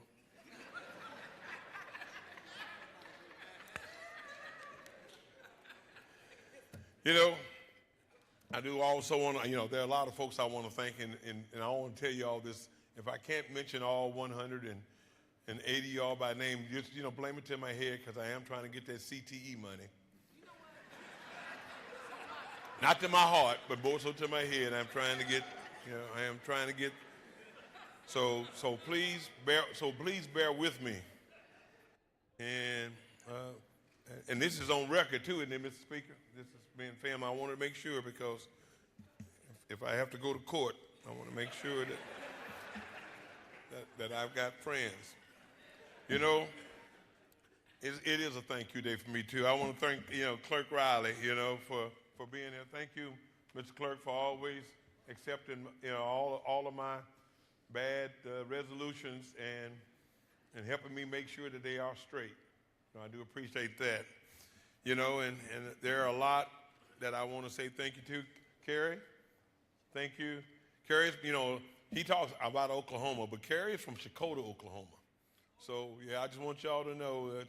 So we have a real kindred, you know, we have something close because when I go to Okmulgee, Oklahoma, I have to go to Chakotah, through Chakotah to go to Tahlequah or to Muskogee. Anyway, I'm just telling you all those names, but they don't mean anything. But they do mean something because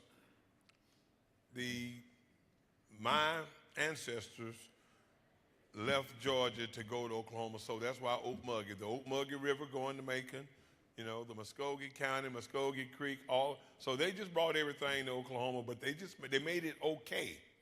They didn't make it OC. So that's, you know, but Kerry, thank you. Scotty, thank you. Marcus, thank you. Thank the clerk's office for making sure that all we could do was what we could do.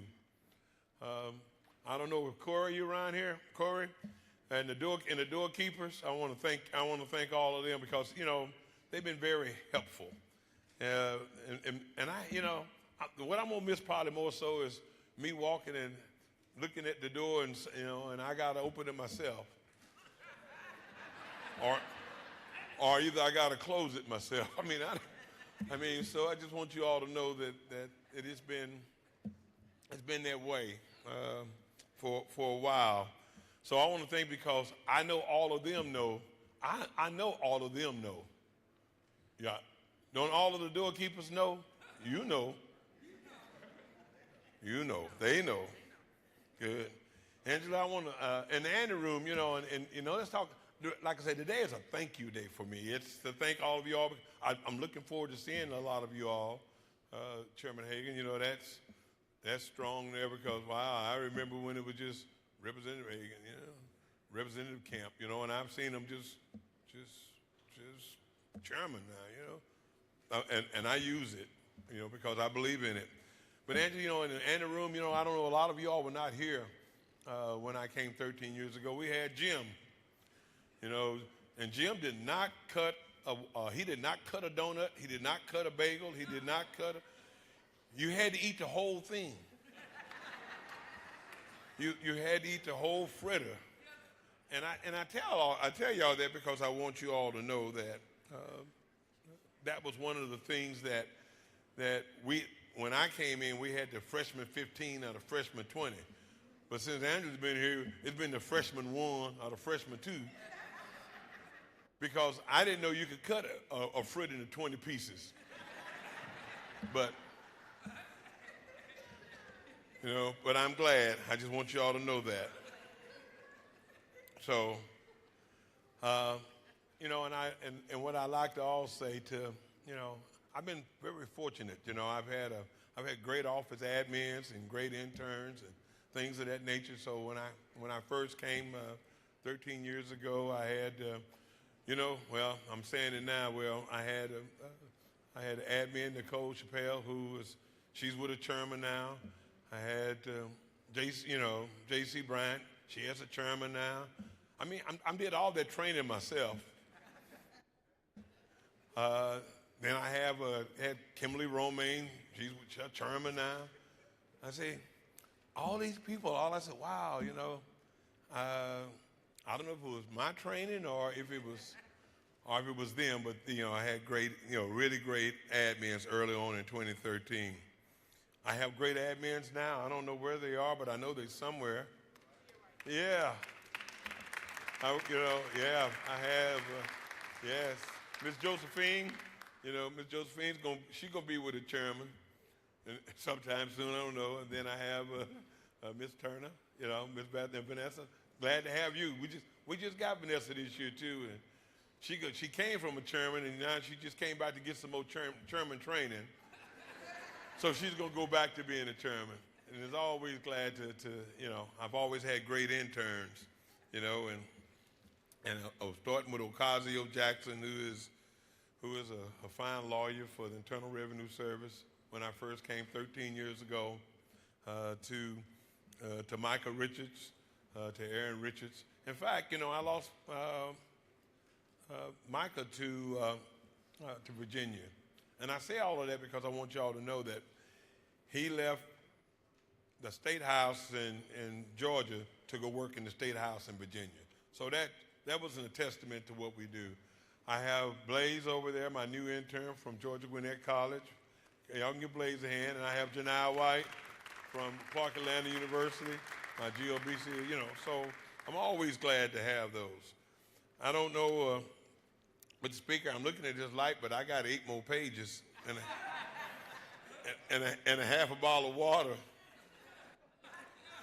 So the speaker, we only have 6 bills. It shouldn't take that long. But I've always said that I wanted to make sure that you had a chance to thank everybody. And I wanted to make sure that, led council, Sean Marie was great when I first came. Jenna was great. Sarah. I mean, they all just, they all, old country boy from Oklahoma, he'd go in with that twang and it'd take about an hour for them to realize what I was saying. But they were patient. And I just want y'all to know that is something that's not, that I liked a lot. Because, one of the things that I always shared when I came here was, you know, and I came from a family. You know, my people told me it's nice to be important, but it's a whole lot more important to be nice. And so that is kind of how I've kind of lived my life because, you know, it's like I told y'all during Black History Month, you know, when James Orange had me up hollering I am somebody in 1978, and I was really fired up. And then I realized I am somebody. I'm a pro football player. I was a pro football player then. But I say all of that to say that that's how I try to live what I've done. So I want to make sure that I don't miss anybody. I made a whole lot of notes, and I'm throwing them away. But you know, I've always said I've been truly blessed. I really have been blessed. You know, I've had more families than, you know, I shouldn't say more families. I should, you know, my wife and children. You know, they've been very supportive. I want to thank them for being so supportive. They're so supportive that they're watching me on the computer because they didn't want to cry. Well, either make me cry, because I always try to tell them there's no crying in football and there's no crying in politics. So don't cry, and I won't do that. I want to thank you know, our house photographers. Colleen, thank you. I want to thank Ben. Thank you, Ben. Thank you, Ben, for always, you know, always making sure that I look good too. I mean, sometimes I think they be photoshopping me. I don't know about you all, but I think I be getting some photoshops. Well, you know, you always want to make sure that when you do all the thinking, you know, I want to even thank the lobbyists out in the hall too, because there's one thing I can say about them. At least they know how I was. If you come and tell me the truth, I can deal with you. But if you come and tell me a fib, you don't get another chance, because, you know, it is what it is. Because you all, about 95% of you all, or not 100% of you all, know that one of the things I say is right is right and wrong is wrong.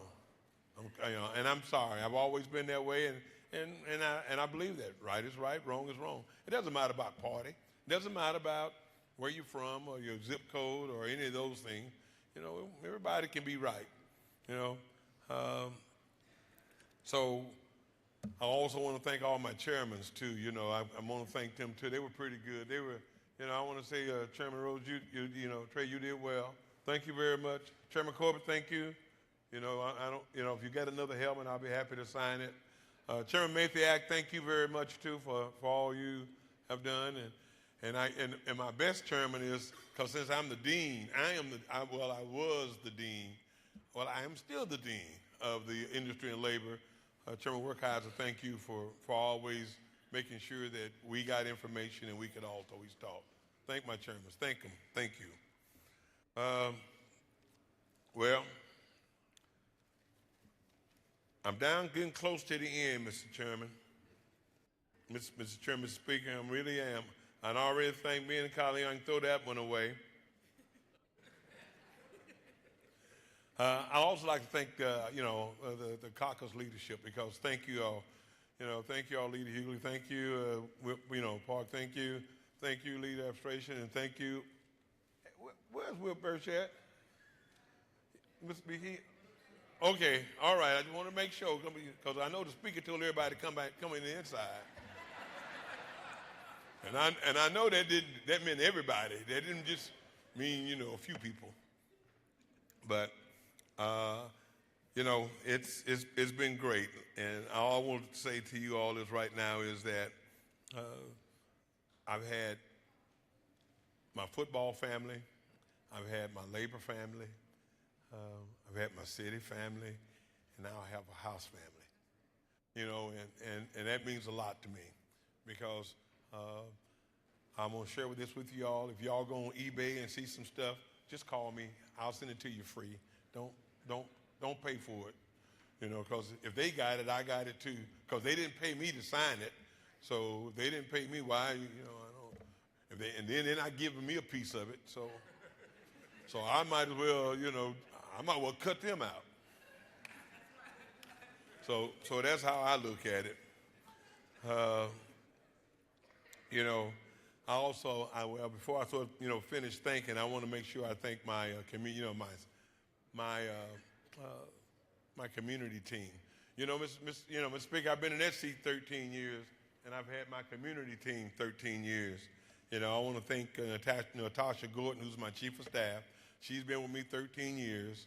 I want to thank my treasurer, Clarence Dabney. He's been with me 13 years. And I want to thank my communication director, Eileen Johnson. And she's been with me, how long? 13 years. So it's kind of funny because they say, well, what are we going to do now? I said, I don't know. But if y'all still want to be with me, that's great. But you'll have to be at 1032 Flagway. Well, I do want to say that my wife of 51 years is saying, she says it's time for you to probably come back to 1032 Flagway. I want to clear something up because I heard it in the grapevine. I am not moving to Oklahoma. That's not happening. I'm not moving to Oklahoma. I just have a house in Oklahoma. Well, we have a house in Oklahoma. She tell me I got to get rid of that I word too. We have a house in Oklahoma,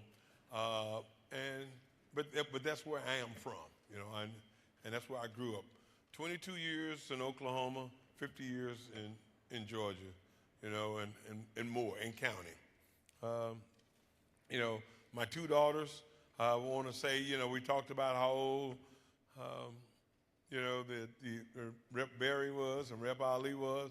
Well, when I was sworn in at this spot 13 years ago, my grandson, my youngest grandson, was 8 months old. He's 13. My second grandson was 5. He's 18. He's a senior. And then my third grandson, he was 9, so he's 22.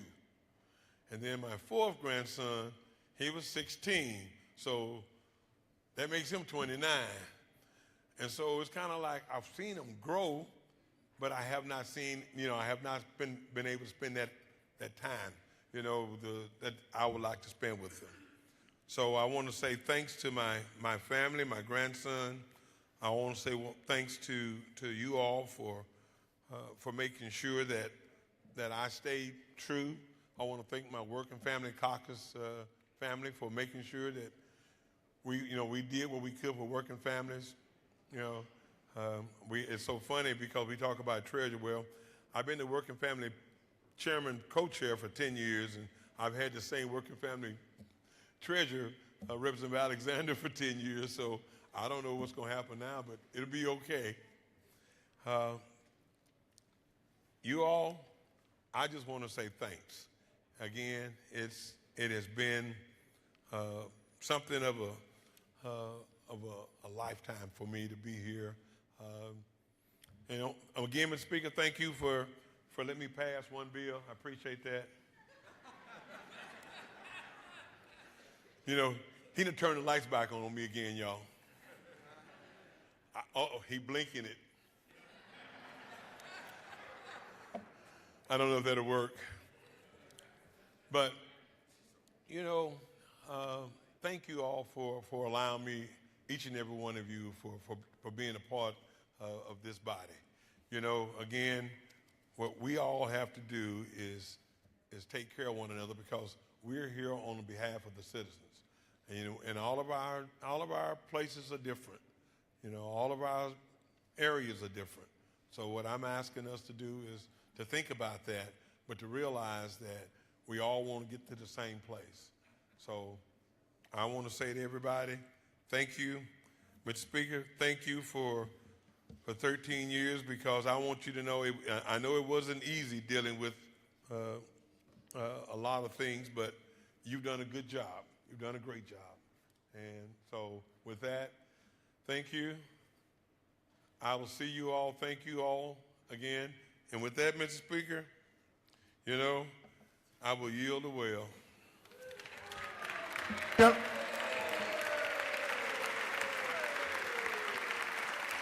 The gentleman will stay, if you don't mind, stay in the well just for a moment.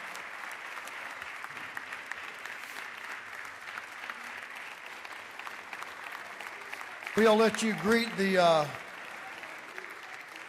y'all will just kind of stay close to your seats, and we're going to have one more recognition that's going to be fairly brief. I think the gentleman can do that, but it's a tall order to be brief for this momentous day as we celebrate the service of Representative McLean. So I'm going to recognize Representative Okoye and some friends that have a resolution for you. Representative McLean. Friends may join.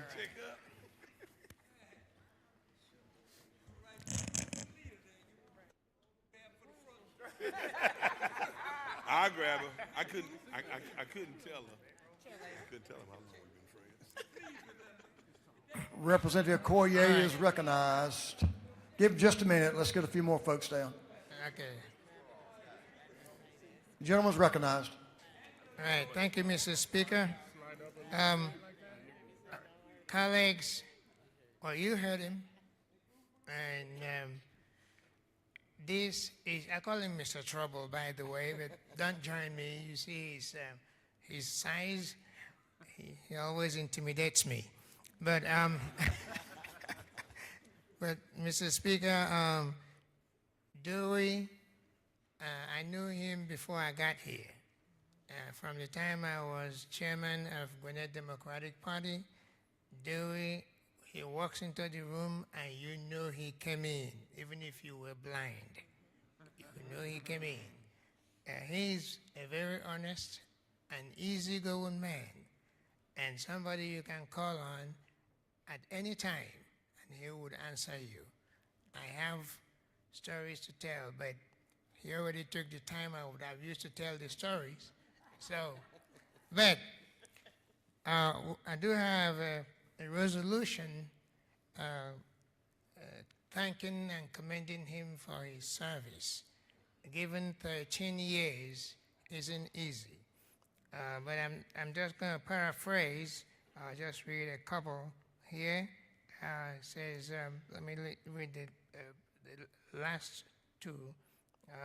Whereas this distinguished gentleman has given inspiration to many through his high ideals, morals, and deep concern for his fellow citizens, and he possesses the vast wisdom which only comes through experience and the strength of character, which is achieved through overcoming the many challenges of life. And whereas it is abundantly fitting and proper that the outstanding accomplishments of this remarkable and distinguished Georgian be properly recognized.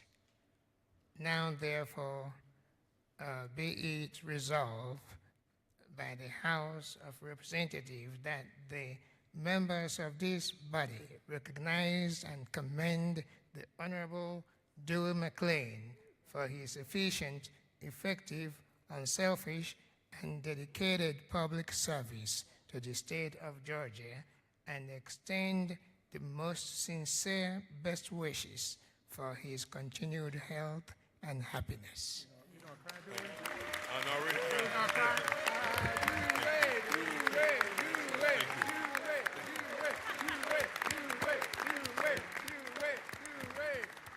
Okay, we got to have some decorum now. Could you tell me to have some decorum, Mr. Speaker? Yes, sir. Representative McLean, before you step down, I just want to say to you from myself, and I think I can speak for this body, you exemplify what public service is all about. You care about your neighbor. We want to also thank your wife and your family for sharing you with us. It was a good day for Georgia when you moved from Oklahoma and became and loved Georgia like you have. And so I know no finer representative of the people of this state than Representative Dewey McLean, an example you've set in every sense of the word when I talk about public service. So thank you, sir, my friend. We appreciate you, and we look forward to finishing out this session very strong with you in your year in this House. Thank you very, very much. Thank you.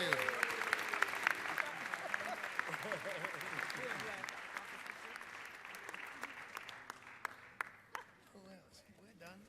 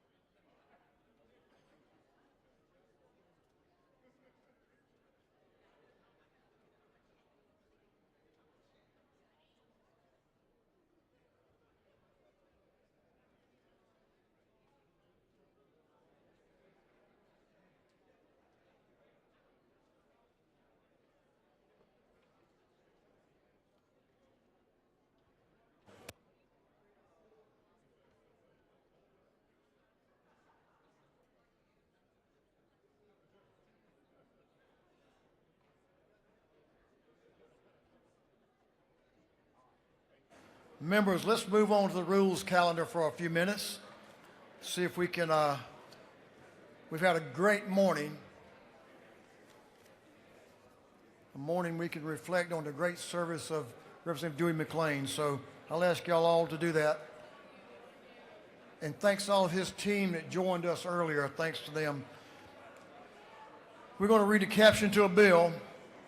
Mr. Clerk, will you read the caption to Senate Bill 551? Senate Bill 551 by Senator Watson of the 11th and others to be entitled an act to amend Chapter 2, entitled 26 of the Official Code of Georgia, annotated relating to standard labeling and adulteration of food. This bill having been referred to the Committee on Agriculture and Consumer Affairs, that committee recommends that this bill do pass. Representative Mike Cameron is recognized to present the bill. The gentleman will hold for a second.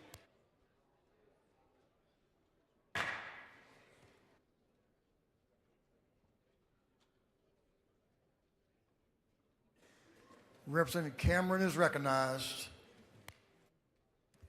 Thank you, Mr. Speaker.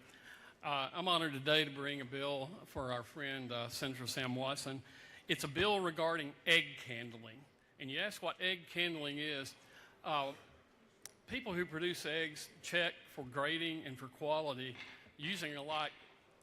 In the beginning, people use candles. They hold the egg up to see if there are any impurities or if, for the sake the embryo is developing, because you don't want to sell an egg like that.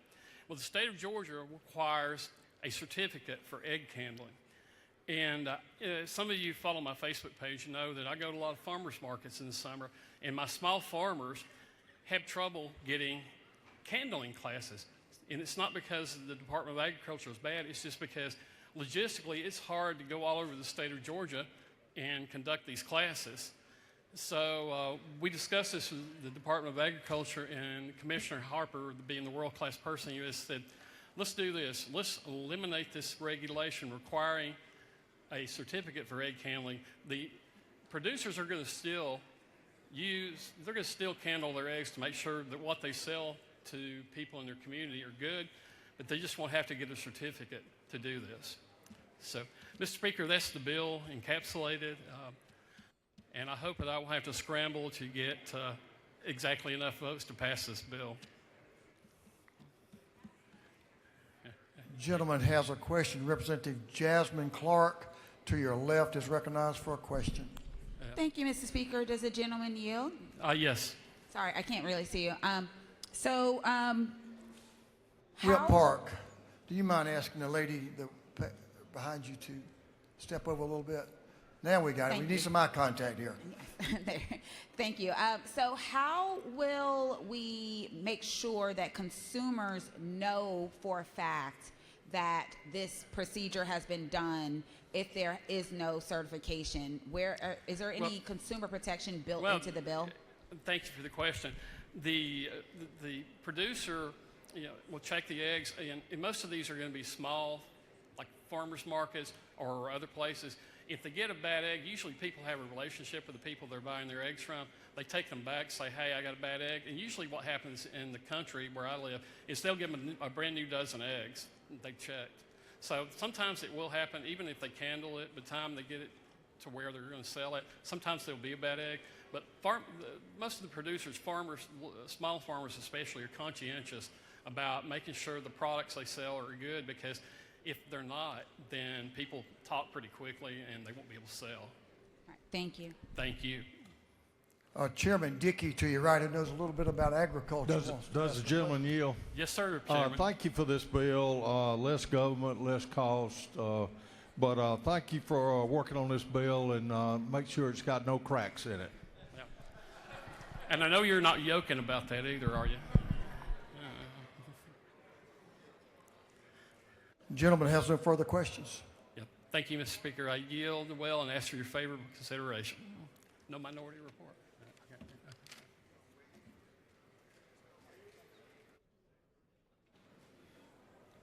Gentleman has yielded the well. Is there any objection to the previous question being ordered?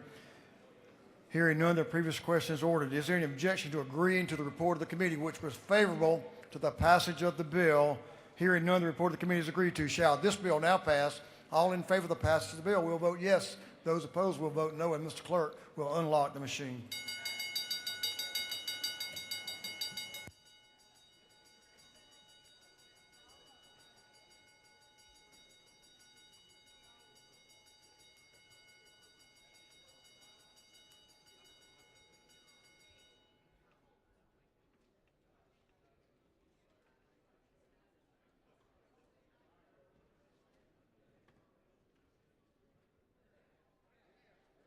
Have all members voted?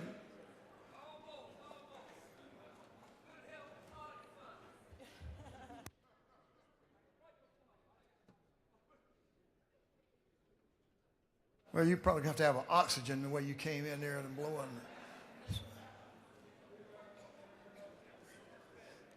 I got one more man to vote. We're good to go. Have all members now voted? All members voted. If so, Mr. Clerk will lock the machine. On the passage of the Egg Bill, SB 551, the yeas are 165, the nays are 0. This bill, having received the requisite constitutional majority, is therefore passed. Members, if you'll turn your attention to the ante room, and let's welcome former Representative Beth Moore. Beth, great to see you. Good to have you. Let's make her welcome. Good to have you in the People's House again. Thank you.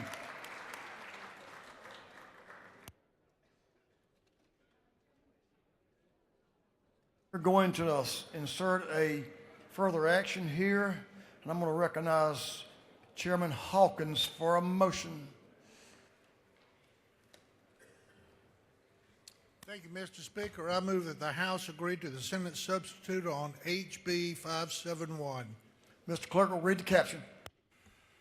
House Bill 571 by Representative Hawkins, the 27th, to be entitled an act to amend Chapter 34, Title 43 of the Official Code of Georgia annotated relating to physicians, assistants, and others, so as to provide for the licensing of a radiologist assistant.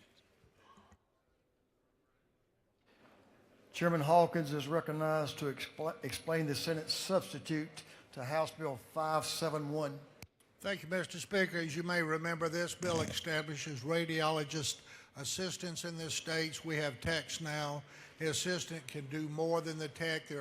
They're further trained. We actually have them in the state of Georgia.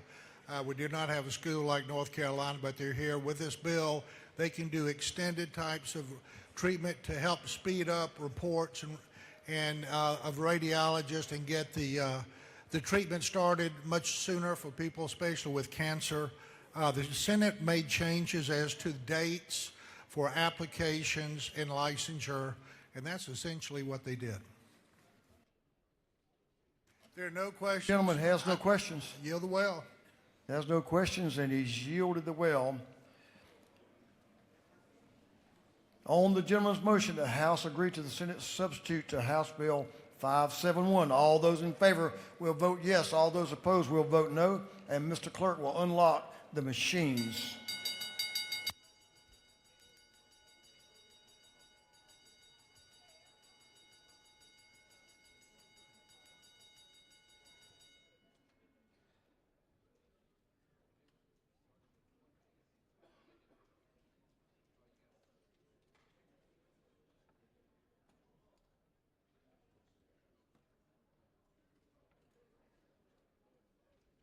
All members voted? All members voted. If so, Mr. Clerk will lock the machines. On the gentleman's motion that the House agree to the Senate substitute, House Bill 571, the yeas are 164, the nays are 2, and the House has agreed to the Senate substitute to House Bill 571.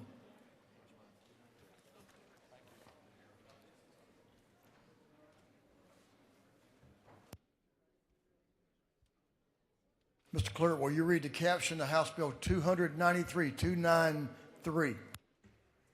The Senate Bill 293 by Senator Anderson in the 24th, Payne to the 54th, and others to be entitled an act to amend Code Section 40 to 85.1 of the Official Code of Georgia annotated relating to license plates for certain veterans, so as to increase the number of free license plates issued to certain veterans. This bill having referred to the Committee on Motor Vehicles, That committee recommends that this bill do pass by committee substitute. Chairman Corbett, I'd probably need to correct that. I think you're going to speak to Senate Bill 293. I don't want to confuse anyone. I get that way sometimes, but let's make sure the members are all on Senate Bill 293. The gentleman is recognized to present Senate Bill 293. Gentleman's recognized. Thank you, Mr. Speaker. Members of the House, I bring before you Senate Bill 293. Senate Bill 293 deals with fraud and abuse when it comes to temporary operating permits, TOPs, as they're referred to, dealer tags, and titles. Presently, to become a used car dealer, you have to go to the Secretary of State, fill out the necessary forms, pay the fees. You will get a license to become a used car dealer. Then you have to go to the Department of Revenue, fill out an MV6 form. That gets you access to your TOPs and gets you your dealer tags, your master tags. So you've got two different agencies, and it's where the problem lies. When you have to do an investigation, the Secretary of State's office, their investigators go out to investigate, but they have no way of determining if you sold one car or 100 cars. They have no way of knowing that, but that's confidential information that is housed in the Department of Revenue. So if you look at the picture on the screen up here, this is a young lady here in Peachtree Corners. That was her her first big purchase, an automobile. She's 18 years old. She takes that car home. Immediately that day, they have trouble. The check engine light comes on. So anyway, carries it to a mechanic, puts the computer on it. You got some bad O2 sensors. And further checking, Carvana check on it. The car was listed, sold as 150,000 miles. It had 283,000 miles on that car. So a TV station here in Atlanta did a news report, ran this guy down for his office where he worked out of. Nobody was there, and they finally located him at a shopping mall working out of a storefront. After harassing him a few times, he agreed to give her her money back. But the story doesn't end there. She got her money back. All's well and good, yeah. But that same night, that same car was back on Facebook Marketplace, 150,000 miles on it, for sale again. And there were 10 other cars, or 9 other cars, 10 cars total. 6 of those 10 had major discrepancies in the odometer reading, over 100,000 miles. They located the cars in a parking lot. So that's one of the issues we're going after. You have a handout in front of you. Got a Lamborghini. Everybody should have that. A $300,000 car, a used car dealer tag. That's $21,000 TAVT that is not being collected. Let's talk about what we're doing with this bill. We're increasing and revising the penalties for offenses that's relative to license plates, revalidation decals, TOPs, certificates of registration and titles. Anybody who knowingly alters a odometer reading, we require that the VIN number has to be printed on the temporary operating permit. That way it can't be transferred from car to car. They've got a way of validating, that top belongs to this car. Dealer tags, they can only be used on vehicles that are for sale, not your personal vehicles, and they can only be used for 6 months at that on cars that are for sale. After January 1st, 2027, the dealer tags will have to be made out of metal stamped plates, make them much harder to counterfeit. Also, the used car board, any rules and regs they pass is subject to the APA, the Administrative Procedures Act. They'll have to submit them to us to approve or check off on them. And then as a condition of becoming a used car dealer, presently you have to agree that the used car board or any peace officer can come in and inspect your records. We're adding that the Department of Revenue also has that ability to do that. So we also, if you look on your desk, there's a letter from the e-dealers that many of y'all heard from with the previous bill in support of this present measure. So, and they have agreed, both the used car dealers and the e-dealers in the off session work with us to try to come up. They want to root out the bad actors as well. So everybody's in agreement on that. So, members, we've kicked the tires on this issue. we washed it, waxed it, walked around it, looked under the hood. It's time we put this bill to work.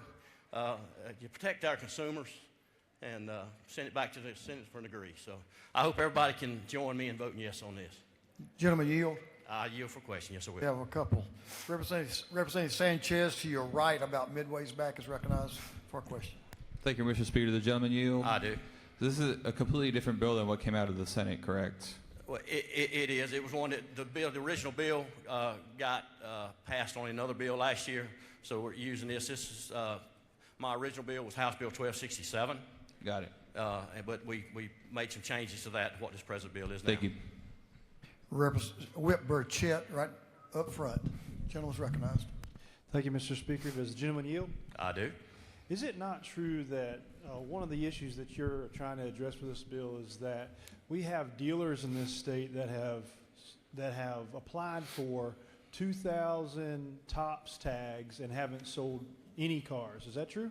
That is true. I've got a list here of all the dealers, new car, used car, you name it, and some of them are sold as high as 2,100 temporary operating permits, and they can get anywhere from $200 to $500 a piece for these temporary operating permits, and sold 0 cars to go with that. So that's the guys we're going after that's abusing this system. So they're operating in the gap between the Department of Revenue and Secretary of State now. Does the gentleman yield for one more? I do. How for what reason would you get 2,000 TOPS tags but not sell a car? For what reason? Yeah. Well, I think there's a monetary purpose there probably, but thank you for the that bill. would be for each member to determine for themselves. Thank you for the bill. Mr. Speaker, I yield well, and I encourage everybody to help me. Let's put this thing on the road. Thank you. Put it on the road. Yeah, I like that. That was good. Thanks for the gentleman to work on this bill. And there were some other questions, but I'm sure the gentleman will answer those for you if you get with him. The gentleman has yielded the well. Is there any objection to the previous question being ordered? Hearing none, the previous question is ordered. Is there any objection to adopting the committee's substitute? Hearing none, the committee's substitute is adopted. Is there any objection to agreeing to the report of the committee, which was favorable to the passage of the bill? Hearing none, the report of the committee is agreed to. Shall this bill now pass? All those in favor of the passage of the bill will vote yes. Those opposed will vote no. And Mr. Clerk will unlock the machine.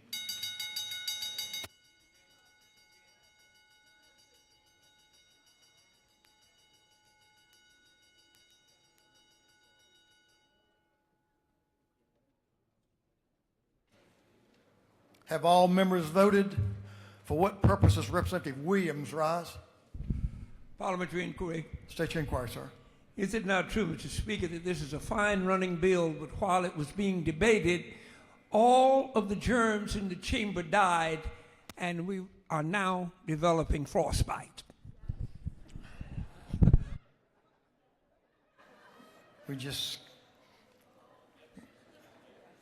Yes.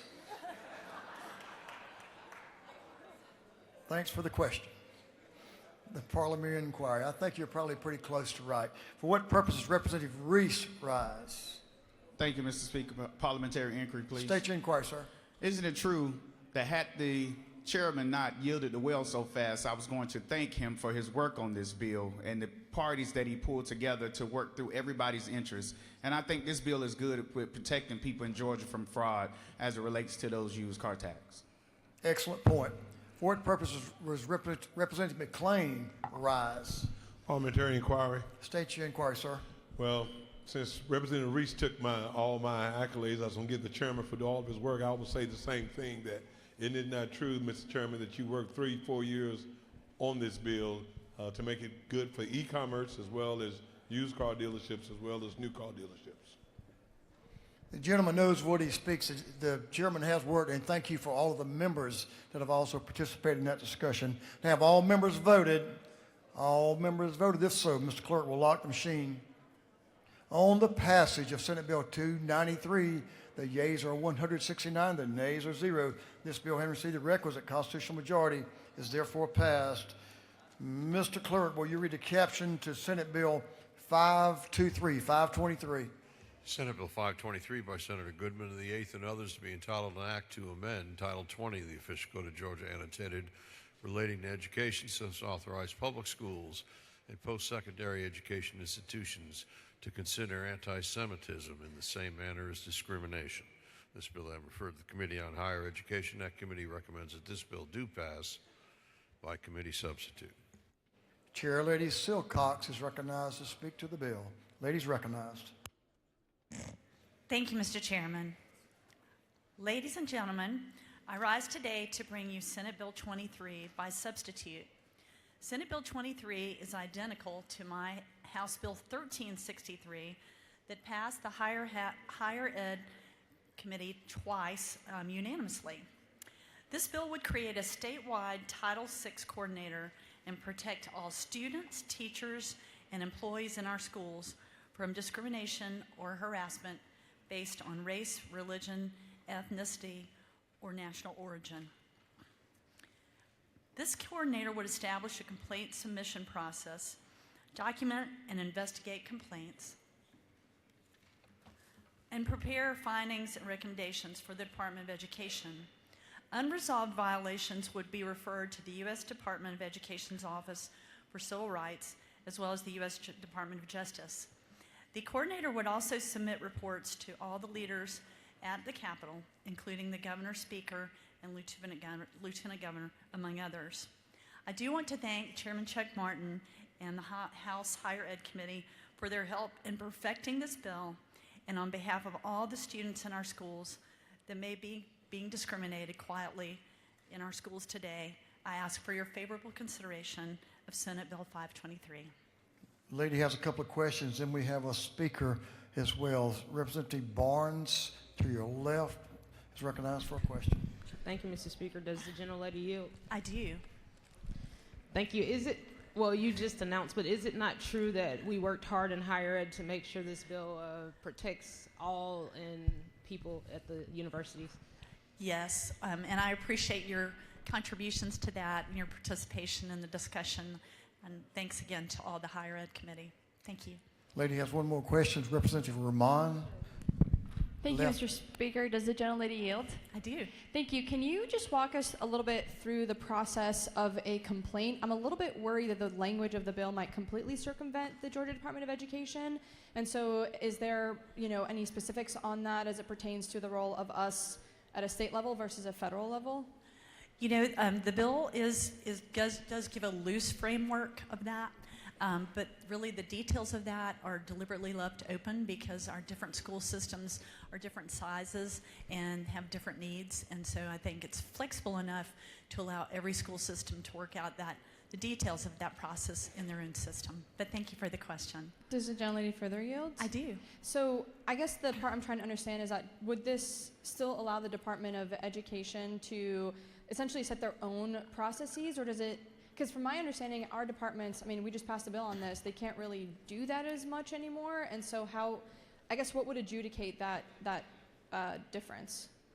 What would adjudicate which difference? So say for example, our Department of Education is recommending, because they can't necessarily put arbitrarily any kind of regulation they want, because we are limiting that power, but if they have to decide on a case and the law is silent, they're going to have to continue to defer to the federal Department of Education. Well, the great thing I will tell you is that we already have this in place in our university system, and so we have a model that they can go by to help our state Department of Education get it right. Okay, Again, thank you. thanks for your question. Lady has no further questions. Then I yield the well. Thank you, Mr. Speaker. Ladies yield the well. Representative Panich, you don't need a time limit, do you? No, thank you. Ladies recognized. Mr. Speaker, I'm going to tell you why this bill matters. A friend's 6th grade son found an anonymous note in his locker at his Cobb County Middle School. It read, "Kill yourself, kike." His parents went to the principal. The response was, "Oh, that's awful. If it happens again, let us know." That was it. No investigation, no corrective action. Their child was reluctant to return to school because his safety didn't seem to matter to his school leaders. That family's not alone. In Fulton County, my county. A federal civil rights complaint documents dozens of incidents across the district. I have the list of 24. A student miming shooting at Jewish girls. A 5th grader told that Jews and Israelis should all be killed. And when parents reported it, nothing happened, so the harassment continued because the harasser was enabled. Israeli mothers were spat on at a school cultural night in front of their children while a safety officer took no action. A 2nd grade teacher telling her class, which included Israeli students, that the war was Israel's fault before Israel had even responded to the October 7th attacks. A principal only gave one solution that for a girl who was being harassed by saying she should just stay home. I myself spoke out at the Fulton County School Board and got nowhere. These families had no real recourse short of going to the media or filing a federal complaint. There was no next step and no way to know if what they experienced was part of a larger pattern across the school or the district. This is the gap SB 523 fills. This bill creates a statewide K-12 Title VI coordinator and a higher ed Title VI coordinator. It establishes a uniform complaint process. It requires corrective action within 30 days. It authorizes withholding funds for schools that refuse to comply. And it mandates annual reporting to the Speaker, the Governor, and the Lieutenant Governor so that we can see patterns and hold systems accountable. Had Georgia had a Title VI coordinator, that family in Cobb County would have gone to them as their next step. The coordinator could have investigated, provided feedback to the district, required a corrective action plan, and if they saw a trend of complaints, referred the matter to the Federal Office for Civil Rights. Georgia's Jewish community leaders brought this bill forward because we know what happens when discrimination goes unchecked and institutions look the other way. This bill is built to protect every student, regardless of race, ethnicity, national origin, sex, disability, religion, or marital status. Every child, every school. This bill builds on a foundation this legislature already laid when it codified the IRA definition of anti-Semitism into Georgia law. This bill takes that commitment and gives it operational force, alongside protections against every other form of discrimination through real enforcement. Through the legislative process, this bill has been refined to ensure its language is as clear and legally precise as possible, which only strengthen its core mission. No family should have to wonder whether their child's school will take discrimination seriously. No parent should be told, "Let us know if it happens again," and have nowhere else to turn. This bill makes sure they do. I urge a unanimous vote on SB 523, and I want to thank the author, who has always stood with the Jewish community, and recognize that this is a problem now. Thank you, Mr. Speaker. I yield the well. The lady has yielded the well. She had a question, but she's yielded the well. You can take it if you want it. Yeah, ladies yielded the well. Is there any objection to the previous question being ordered? Hearing none, the previous question is ordered. Is there any objection to adopting the committee's substitute? Hearing none, the committee's substitute is adopted. Is there any objection to agreeing to the report of the committee, which was favorable to the passage of the bill? Hearing none, the report of the committee is agreed to. Shall this bill now pass? All in favor of the passage of the bill will vote yes. All those opposed will vote no. And Mr. Clerk will unlock the machine.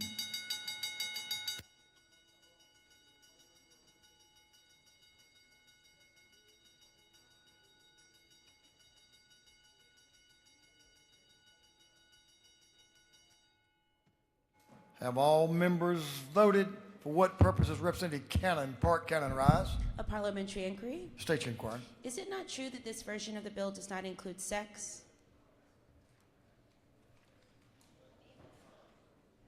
I think the bill probably includes all cases of discrimination, but maybe not. It does not. Further inquiry? Yes, straight to inquiry. And so is it not true then sexual orientation as well as being male or female would not be included? Thank you.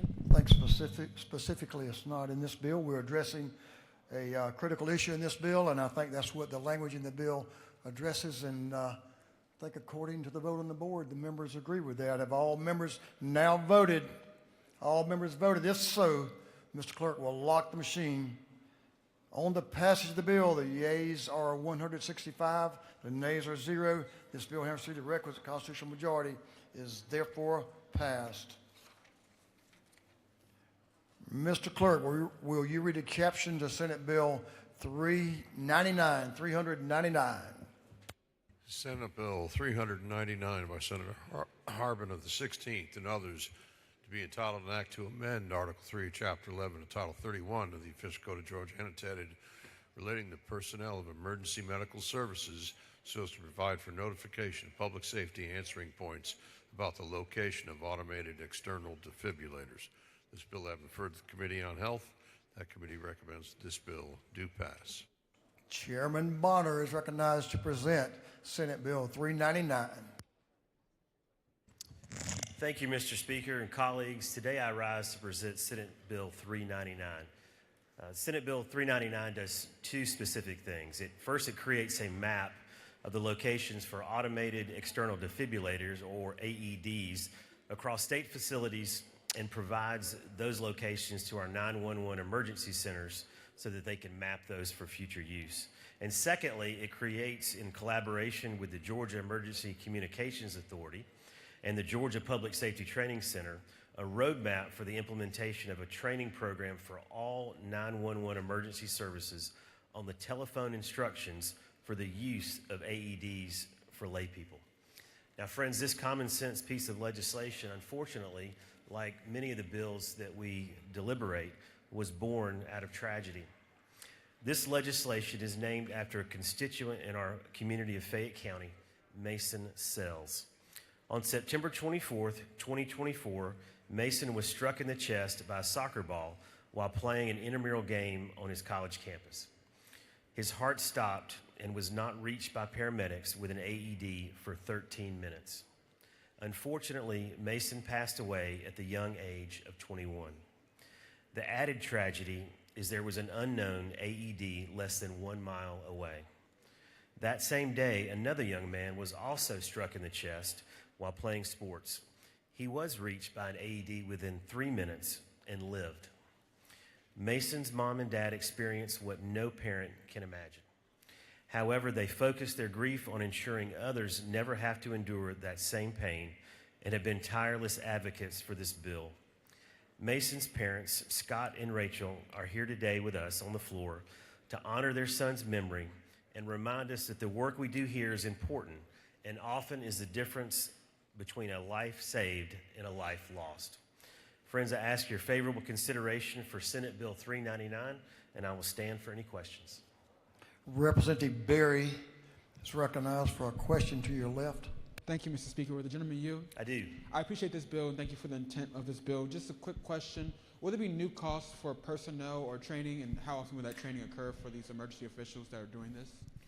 So we don't anticipate any additional costs other than implementing into their routine training cycle, so that not only are any new personnel that come along, it is included in their training, but as a part of the recertification and retraining for existing personnel, it'll be implemented then.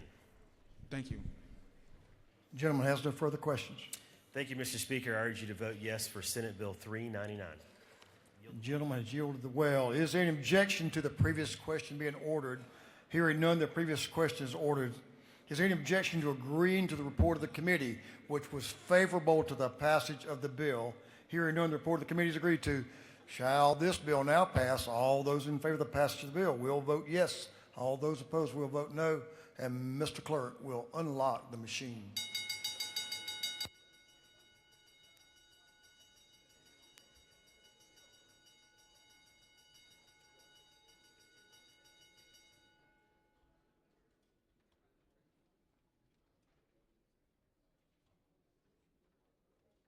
Have all members voted? All members voted. If so, Mr. Clerk will lock the machine. On the passage of Senate Bill 399, the yeas are 165, the nays are 0. This bill, having received the requisite constitutional majority, is therefore passed. Congratulations.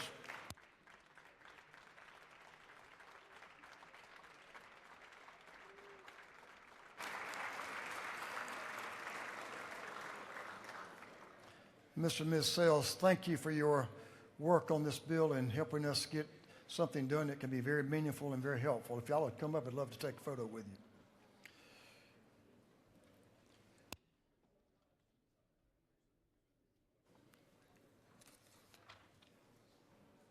Chair Lady Earnhardt is recognized for a motion on a bill as we take a further action. Chair Lady Earnhardt. Thank you, Mr. Speaker. Members, you may recall that last year this body passed HB 185, which modernized Georgia's Dietetics Practices Act. It needed Lady will overhaul. suspend for a minute. I think I probably said that not exactly correct. I'm going to recognize you for a motion.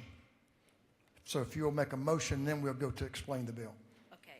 Thank you, Mr. Speaker. I make a motion that this body, that the House agree to the Senate substitute to HB 185.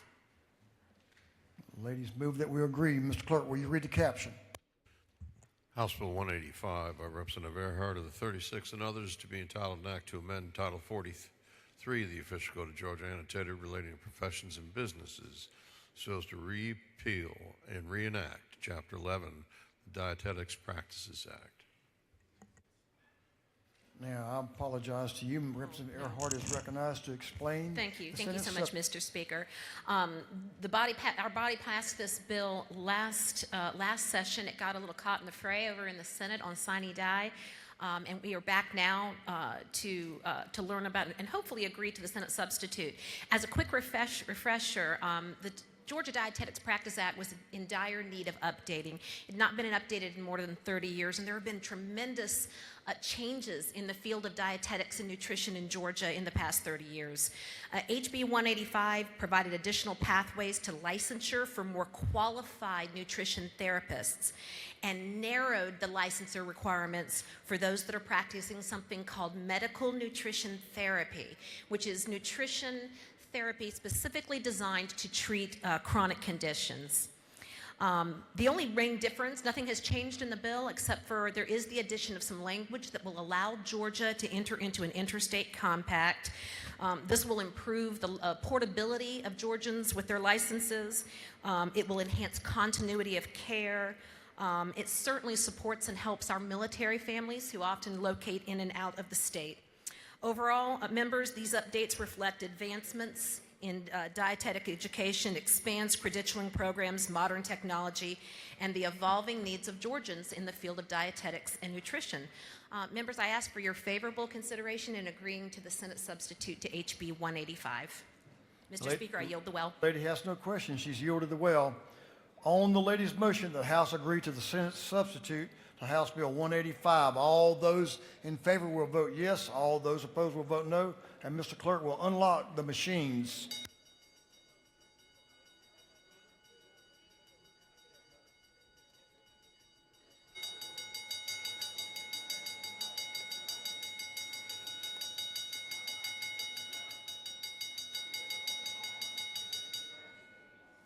Have all members voted? All members voted.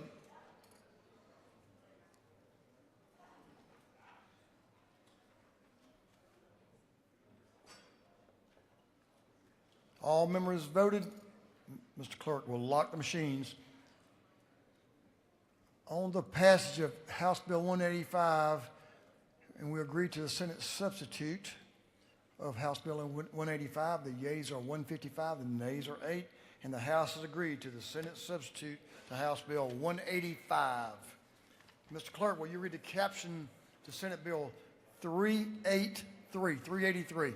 Senate Bill 383 by Senators Kirkpatrick of the 32nd and others to be entitled an act to amend Chapter 15 to Title 19 of the Official Code of Georgia annotated relating to child abuse so as to modify the review to be performed by the local child Fatality Review Committee. This bill having referred to the Committee on Juvenile Justice, that committee recommends that this bill do pass. Representative Devin Seabaugh is recognized to present Senate Bill 383.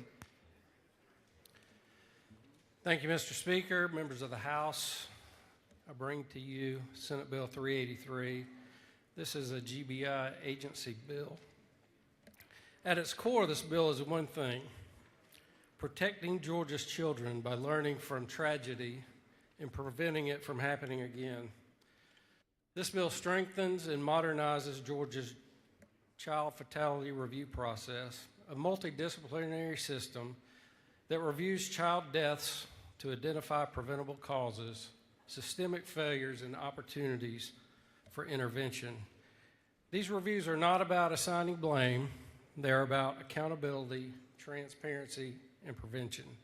Under current law, child fatality review committees operate with inconsistent membership, uneven training, and outdated procedures across counties throughout Georgia. That inconsistency limits their effectiveness and weakens our ability to spot patterns that could save lives. Senate Bill 383 fixes that. First, it clarifies and strengthens committee membership. Second, it establishes training standards for all committees. Third, it expands and clarifies the scope of cases reviewed. And finally, it improves reporting timelines and procedures so critical information reaches policymakers and stakeholders in a timely and useful way.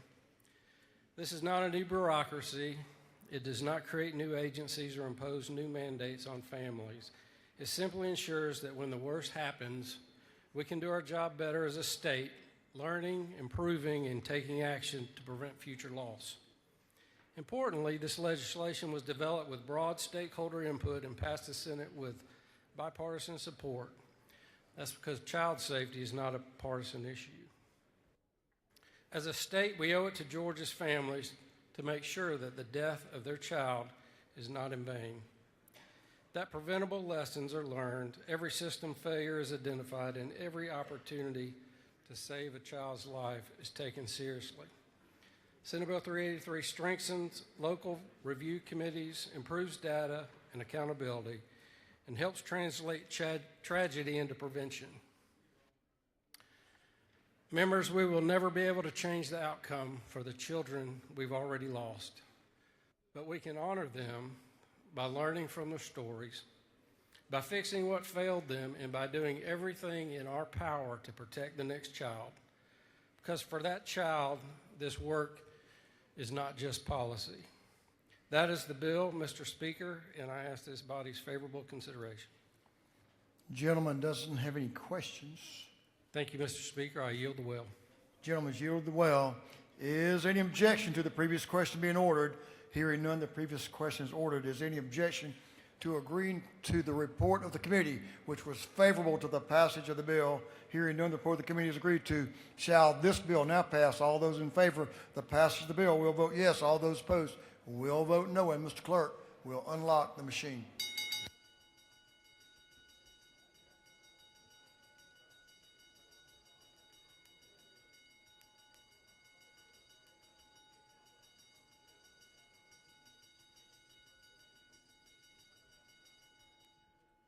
Have all members voted?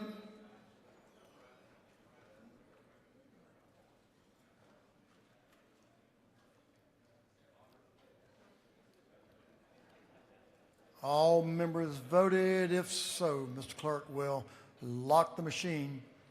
On the passage of Senate Bill 383, the yeas are 165, the nays are 0. This bill, having received the requisite constitutional majority, is therefore passed. Mr. Clerk, will you read the caption to Senate Bill 427? Senate Bill 427 by Senator Watson of the first and others to be entitled an act to amend Article 2, Chapter 34, Title 43 of the Official Code of Georgia annotated relating to medical practice relative to physicians so as to provide for a limited provisional licenses and a pathway to licensure for certain internationally trained physicians. This bill having referred to the Committee on Health, that committee recommends that this bill do pass by committee substitute. The gentleman from Augusta representing Mark Newton is recognized to present the bill. Mr. Chairman. Thank you, Mr. Speaker, and thank you, colleagues. I know we're in a rush to get to lunch. I do want to address real quickly what this bill does.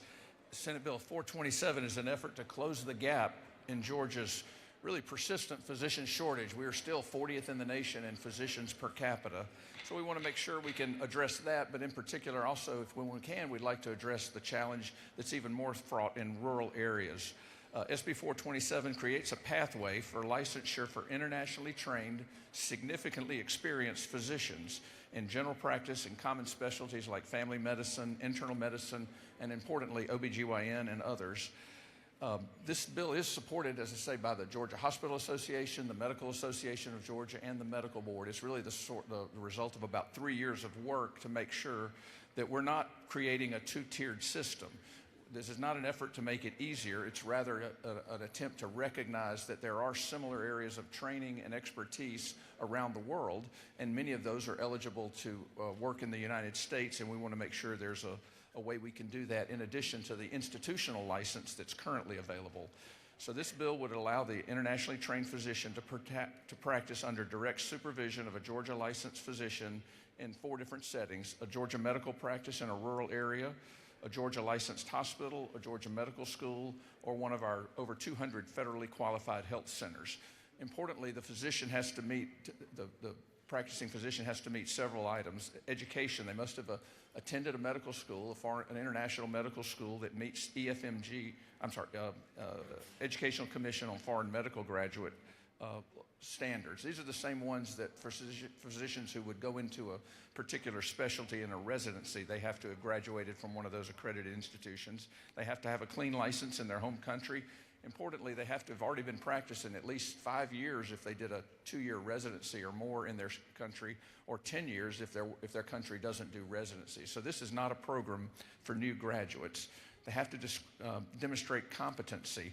They have to have, we all in U.S. graduates have to take step 1, 2, and 3 of the United States medical licensing exam before you can go into residency. And in the same way, there are other countries that have similarly rigorous exam schedules, and there's some regulatory authorities that make sure that they must have been graduated from an accredited medical school. They must demonstrate competence by a medical licensing exam, no felony or criminal offense. Importantly, they have to pass a proficiency examination in English. It's important not only to communicate with patients in whatever language you need, but you got to be able to communicate with the rest of the healthcare team, whether it's electronic records or otherwise. So we want to make sure there's English proficiency. They must have already been authorized to work legally in the United States. This is not something where someone can come here and work on this without legal authorization to work. And then they have to have a confirmed full-time employment at one of those 4 approved settings. They can't work moonlight or work in other settings. Those are pretty restrictive for those 4 years. And that's what the program is. It's 4 years of direct supervision with a fully licensed Georgia physician in a similar specialty. They're held to the same standards by the board as all other physicians that are working in Georgia. They can be disciplined by the board, et cetera. An important part of this bill is the creation of a medical director program for this medical director position for this program in the Georgia Composite Medical Board, so that they can monitor progress as the internationally trained physician advances through the program. And importantly, this board will maintain statistics and then report back to the General Assembly annually on this. I think this is a result of work from several organizations who care deeply about health care, the physicians, the Medical Association, the Georgia Hospital Association, the Georgia Medical Board. I think this is a very cautious step that is enabled to help address what is a challenge to providing all the health care that's needed across this large state, so in particular in rural areas. I might add, at the end of that 4 years of supervision, if everything is good, they can apply for a fully unrestricted Georgia license. They do still have to agree to practice in a medically underserved area, whether a high needs area or a rural area, for at least 2 years. So we're looking forward to this, getting some highly trained physicians who can make a difference for us and for our families and our constituents. Mr. Speaker, with that, I'll be glad to answer any questions. Gentleman has a couple of questions. Whip Park, to your left, right down in front of you, is recognized for a question. Thank you, Mr. Chairman. Does the gentleman yield? Certainly.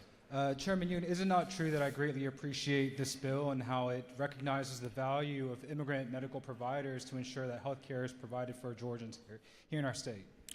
The gentleman knows of what he speaks. I know over in the Augusta area where we're training the future doctors in Georgia at the state's medical college, a large part of our medical community in both the educational side but also in the private practice side is immigrants from all over the world, and they have been a priceless addition to providing specialty medical care and across all the specialties. Thank you, sir. Thank you. Representative Osteen is recognized for a question. Thank you, Mr. Speaker. Does the gentleman yield? Certainly. Is it not true that I am from rural Georgia where there is a desert for physicians, and this is a welcomed idea for us to fix this solution, find a solution for this problem that we have? Thank you, and the lady is absolutely correct. We've expanded in this body, and we're doing it again this year through appropriations, Chairman Taylor and others, to expand our residency program for U.S. graduates of medical schools, and we're doing that tremendously. And in a lot of our urban and suburban areas, those are taking up a lot of the slots. One of the things that we're not able to see is a lot of specialties to be in our rural areas, and so by allowing medical practices in rural areas to do the 4 years of supervision, I believe this will make a big difference in getting our healthcare spread across this state, as the Speaker says, no matter what your zip code. So thank you, Mr. Speaker. I yield the well. The gentleman's yielded the well. Is any objection to the previous question being ordered? Hearing none, the previous question is ordered. Is there any objection to adopting the committee's substitute? Hearing none, the committee's substitute is adopted. Is there any objection to agreeing to the report of the committee, which was favorable to the passage of the bill? Hearing none, the report of the committee is agreed to. Shall this bill now pass? All those in favor of the passage of the bill will vote yes. Those opposed will vote no. And Mr. Clerk will unlock the machine.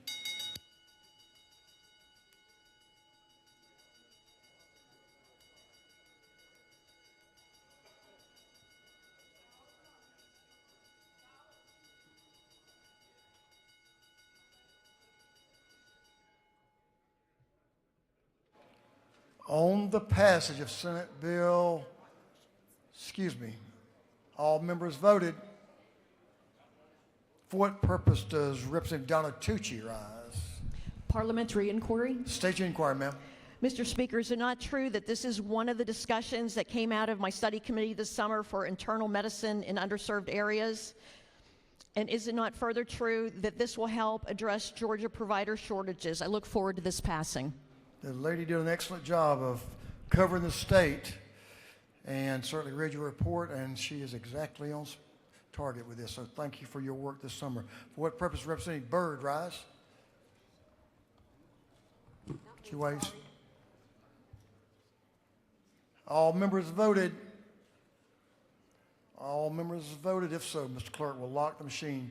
On the passage of Senate Bill 427, the yeas are 165, the nays are 2. This bill, having received the requisite constitutional majority, is therefore passed. We're going to take up another further action.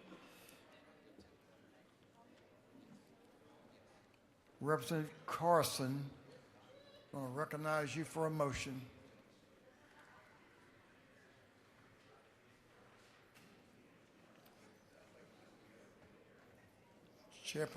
Chairman Carson is recognized for a motion. Mr. Speaker, I move that the House agree to the Senate substitute on House Bill 1199 as amended by the House. Before the clerk reads the caption, that is AM 440260. Is that correct? All right, members, you see that? Should have a copy of that. AM 440260. Mr. Clerk, will you read the caption? House Bill 1199 by Representative Carson and 46 and others to be titled an act to amend Code Section 4812 of the Official Code of Georgia annotated relating the definitions regarding revenue and taxation so as to define so as to revise the definition of the terms Internal Revenue Code and Internal Revenue Code of 1986.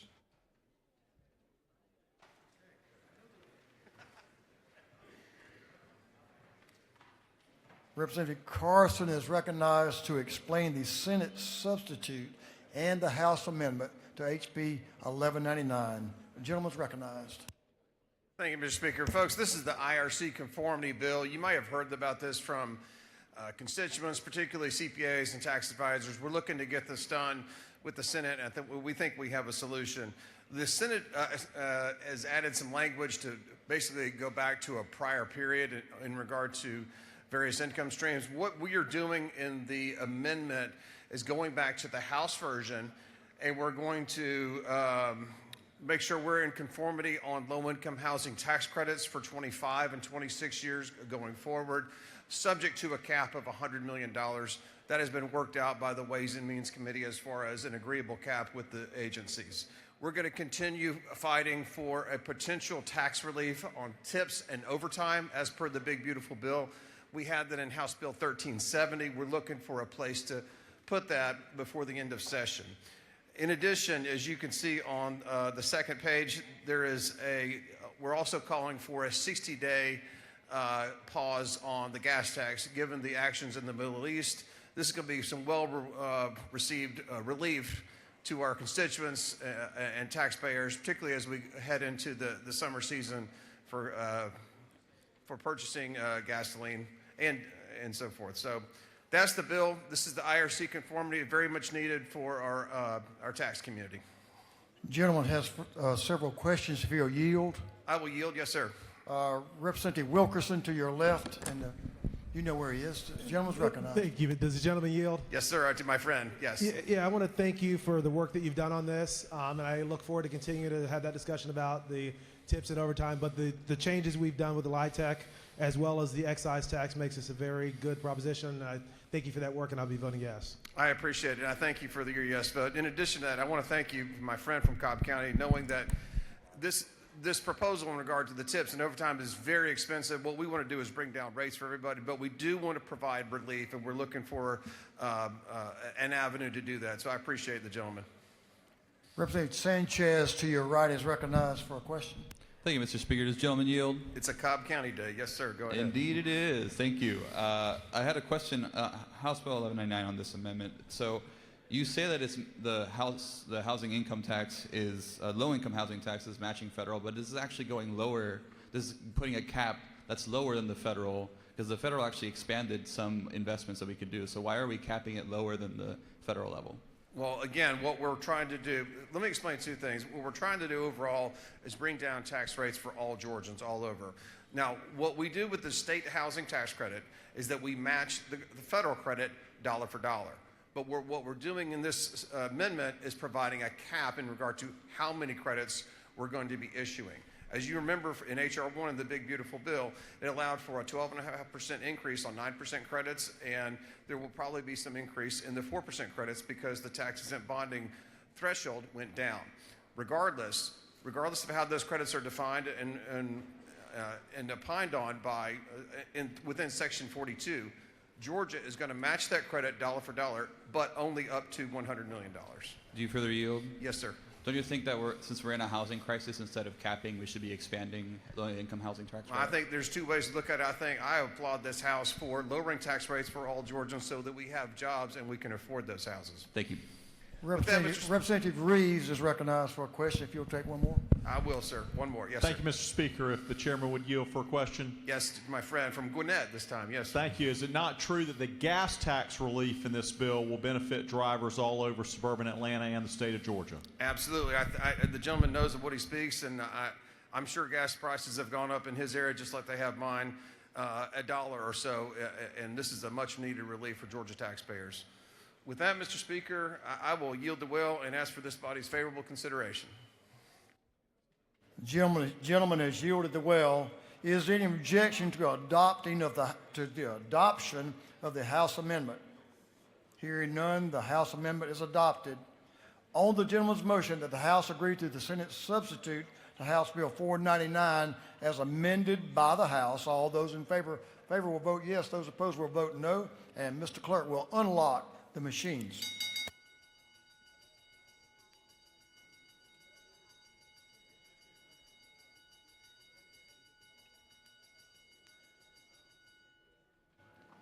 Have all members voted?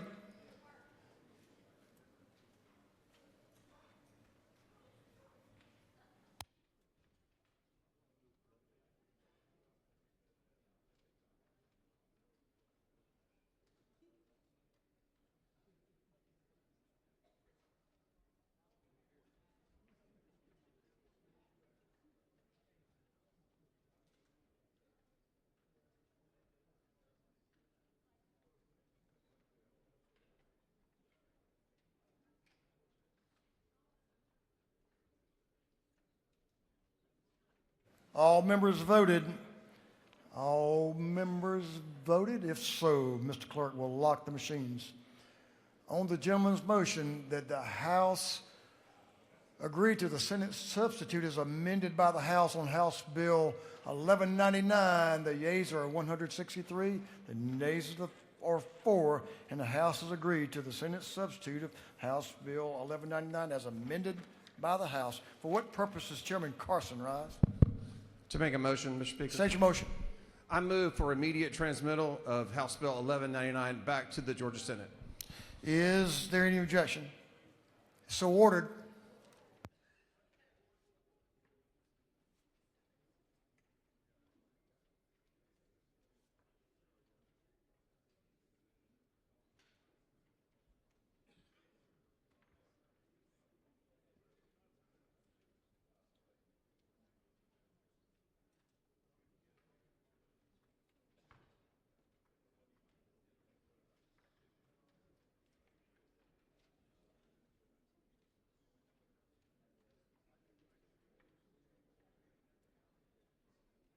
Members, we have one further action we'll take that will take just a moment, but we're going to have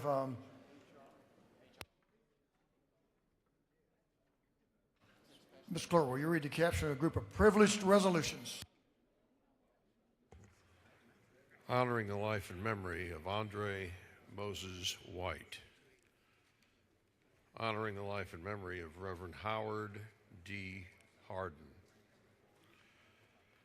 Honoring the life and legacy of Reverend Lucius H. Edmondson III. Honoring the life and memory of Ima Jean Fleming Foster. Honoring the life and memory of Michael Mike Dwayne Pete. Honoring the courage, service, and sacrifice of the men and women of the United States Armed Forces. Commending and congratulating Ms. Dora Mae Tiller. Commending and congratulating Hayden Christopher Poole, recognizing Mystic Chapter number 739, Order of the Eastern Star upon 35 years of dedicated service to the Atlanta community. Recognizing and commending Robert McNeil Herring for his years of service at the Georgia General Assembly. Recognizing and commending George Coach Gardner. Congratulating and commending the 2026 Georgia Single Parent Legacy Builders Recognition and Award finalists. Recognizing and commending Kevin F. Curtin upon his retirement. Commending and congratulating Aniston Jones. Recognizing and commending Patricia Goodman upon her receipt of a Lifetime Achievement Award. Recognizing and commending Laura Drake upon her retirement from Southeast Gwinnett Cooperative Ministry. Recognizing and commending Jesse Woe. Congratulating G.W. Carver High School Tigers for winning the 2025-2026 GHSA Class 2A State Football Championship. Recognizing and commending Abundant Life Full Gospel Baptist Church on the occasion of its anniversary. Commending Southern Crescent Technical College for its contributions to workforce development. Recognizing and commending Ms. Kyla Harvey. Recognizing April 30th, 2026 as Veterans Support Service Awareness Day and honoring James and Jim Dunn for his lifelong service to veterans. Recognizing and commending Senator Ed Harbison on his outstanding public service. Recognizing and commending the National Council of Negro Women Incorporated Georgia State Coalition. Congratulating the Rock Springs Christian Academy wrestling team for winning the 2026 GAPPS State Wrestling Championship, recognizing and commending the Georgia Department of Natural Resources Division of State Parks and Historic Sites, recognizing and commending Trillville for their cultural impact and contributions to Georgia's rich hip-hop legacy, recognizing the importance of National Board certification and strengthening the teaching profession in the state of Georgia, recognizing and commending O.J. the Juice Man for his contributions to Georgia hip-hop culture and his pioneering role in the development of Southern trap music, commending Micaiah Rahim, recognizing March 23rd, 2026 is DeKalb Day at the state capitol, and recognizing and honoring Ramesh Babu Lakshmanan, Consul General of India, Atlanta, United States of America, for his distinguished diplomatic service and extraordinary contributions to the state of Georgia and the Indian American community, and for other purposes. That completes the reading of the privileged resolutions.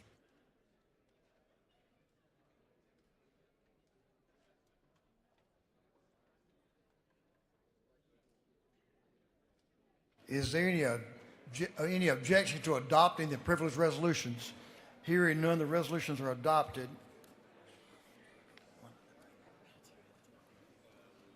For what purpose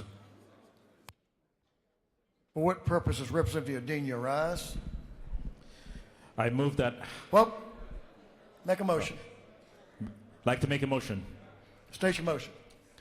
I move that House Resolution 1670 be moved from the Committee on Special Rules to the Committee on Technology. Both chairmen are in agreement. Perfect. Mr. Clerk, will you read the caption? House Resolution 1670 by Representative Adenia, the 110th, and others, recognizing the importance of voluntary community-based resource recovery efforts through the Rescuer Initiative. On the gentleman's motion that House Resolution 1670 be withdrawn from the Special Rules Committee and recommitted to the Technology and Infrastructure Committee, is there objection? Hearing none, is so ordered.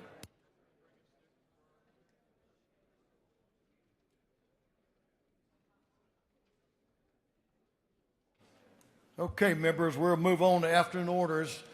We have a little more business this afternoon to tend to, and then we're going to get out of town. Let's see. We'll start with Representative Kendrick. Lady will suspend just for a moment. Let me get some order.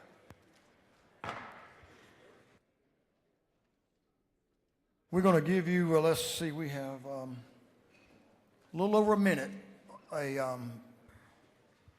liberal minute for you, a little bit over if you need it. And ladies recognized for an afternoon orders and her friends. All right, thank you, Mr. Speaker.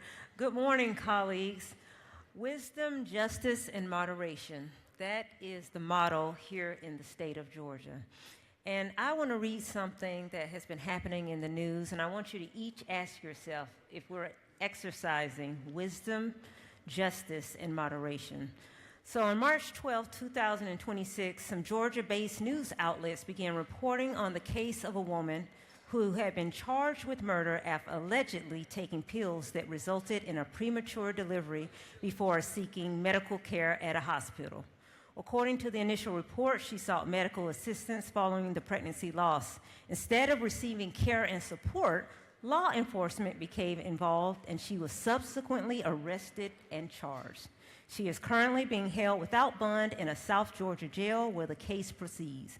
The situation has raised significant concern, and I hope we're all concerned, among the legal and reproductive health advocates who warn that cases like these reflect a growing trend of pregnancy criminalization, where people can face investigation, arrest, or prosecution related to their pregnancy or pregnancy outcomes. So again, I hope all of our colleagues remember that the motto here in the state of Georgia is wisdom, justice, and moderation. Thank you, Mr. Speaker. Ladies, yielded the well. Representative Martinez. Give the gentleman your attention, please. Thank you, Mr. Speaker. Mr. Speaker and colleagues, let freedom ring. Just 90 miles away from our shores, For 57 years, my country of Cuba and its people have been living under communism, dictatorship. No free elections, no freedom of speech, no religion, no freedom of expression. As a result, millions have left seeking freedom around the world, and tens of thousands have died under the Castro regime. Not anymore, Mr. Speaker and colleagues. Cuba is in talks and negotiating with the United States about its future, and it's looking promising and bright. Soon Cubans will not live in tyranny. We will not live in hunger and despair, along with rolling blackouts, food rations, and energy shortages. I'll quote our great president, "Cuba is at the end of the line. They have no money, no oil, and a bad philosophy. We are witnessing history in the making for the Cuban people." Thank you, President Trump, for doing something 12 U.S. prior presidents were not able to do, and that is to eliminate the communist regime and liberate Cuba to freedom. God bless Cuba, and God bless the Cuban people. Mr. Speaker, I yield the well. Thank you. Absolutely.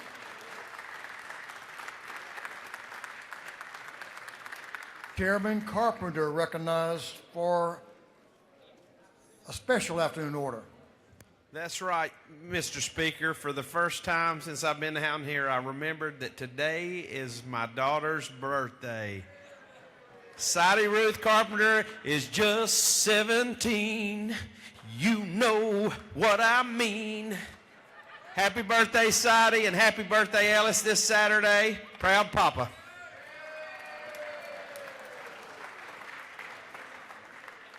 I think you redeemed yourself other than that singing you were doing, but just saying. Representative Ali. There he is. Gentleman's recognized. Thank you, Mr. Speaker. Members, on the screen is Isaiah, a child in the foster system that is looking to be adopted. He is a kind kid, does well in school, and is a good friend to those around him. As always, we can make it possible for him to be adopted at itsmyturnnow.dhs.georgia.gov. In addition, Mr. Speaker, I'd also like to congratulate the Venezuelan baseball team on their victory in the World Baseball Classic, and congratulate Team USA on reaching the championship game. Goes to show how a sporting event can bring all of us together, even in trying times. Thank you, Mr. Speaker. I yield the well. We always like to win, but that was a good game, no doubt. Representative Chaz Cannon. Gentleman is recognized for an afternoon order. Mr. Speaker, I also have a 15-year-old that has a birthday today, my youngest daughter, Allie. But I also want to talk about our annual Sportsman's Caucus raffle. We have 125 tickets, $100 a piece. There's two chances to win. One chance is a quail hunt at my place down in Moultrie. Other chance is a .308 bolt-action rifle.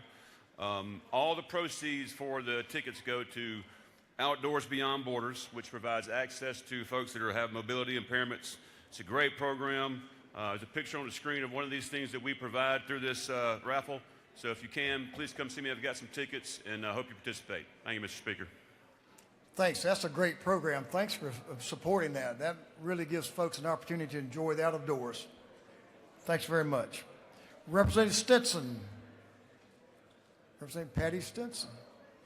Thank you, Mr. Speaker. Today is a very special day, and I'm going to invite some guests to come on down with me.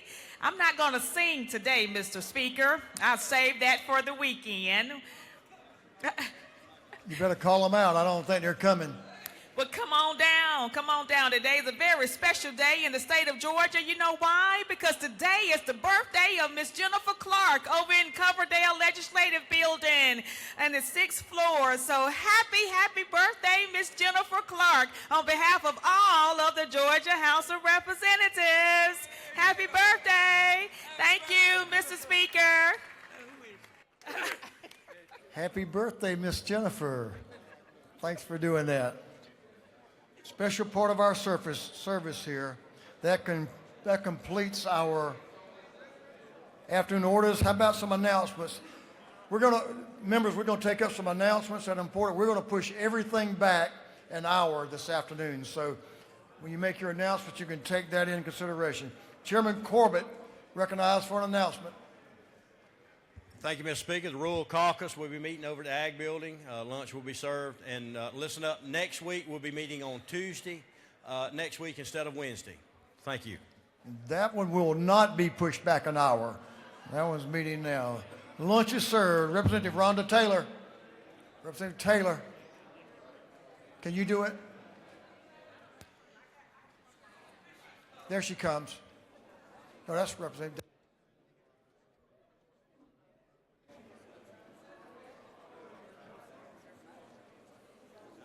The leader got one?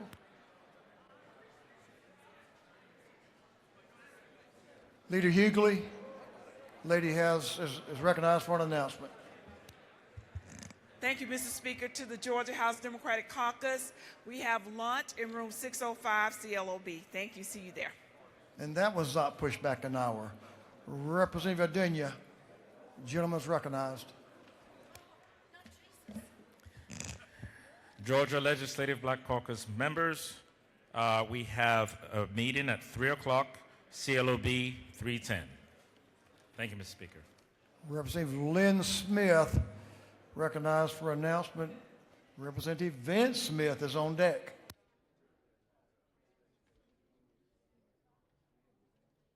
Thank you, Mr. Speaker. Thank you, members of the House. This afternoon, we're going to have a subcommittee meeting for natural resource and environment. It will be announced by Representative Vance Smith. Tomorrow morning, full committee meeting determined based on what happens this afternoon. And also, we're taking up the GOSA bill tomorrow morning in full committee, 606 CLOB. Thank you. What time in the morning?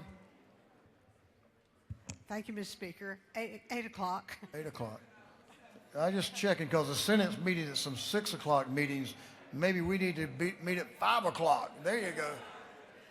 If you will provide sleeping bags, I'm sure we will. I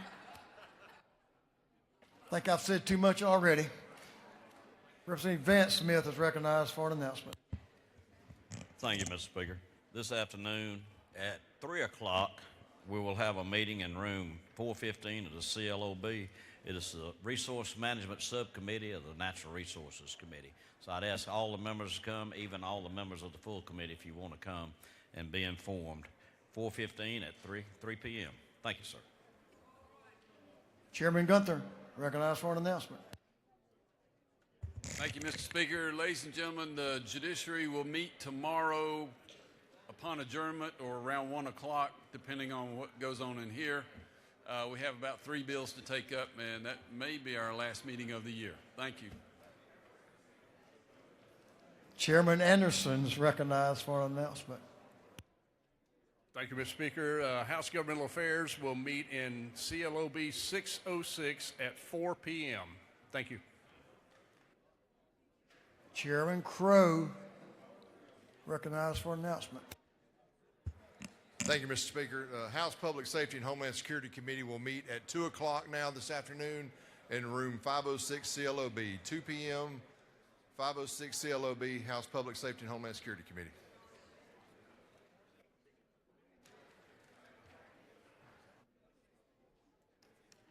That completes our announcements. We have a birthday. Where's Miss Mary?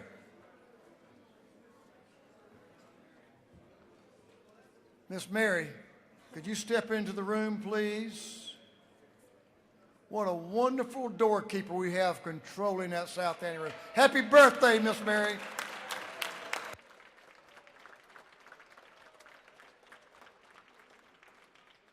Thank you for your work. Okay, members, we have a group of great pages today.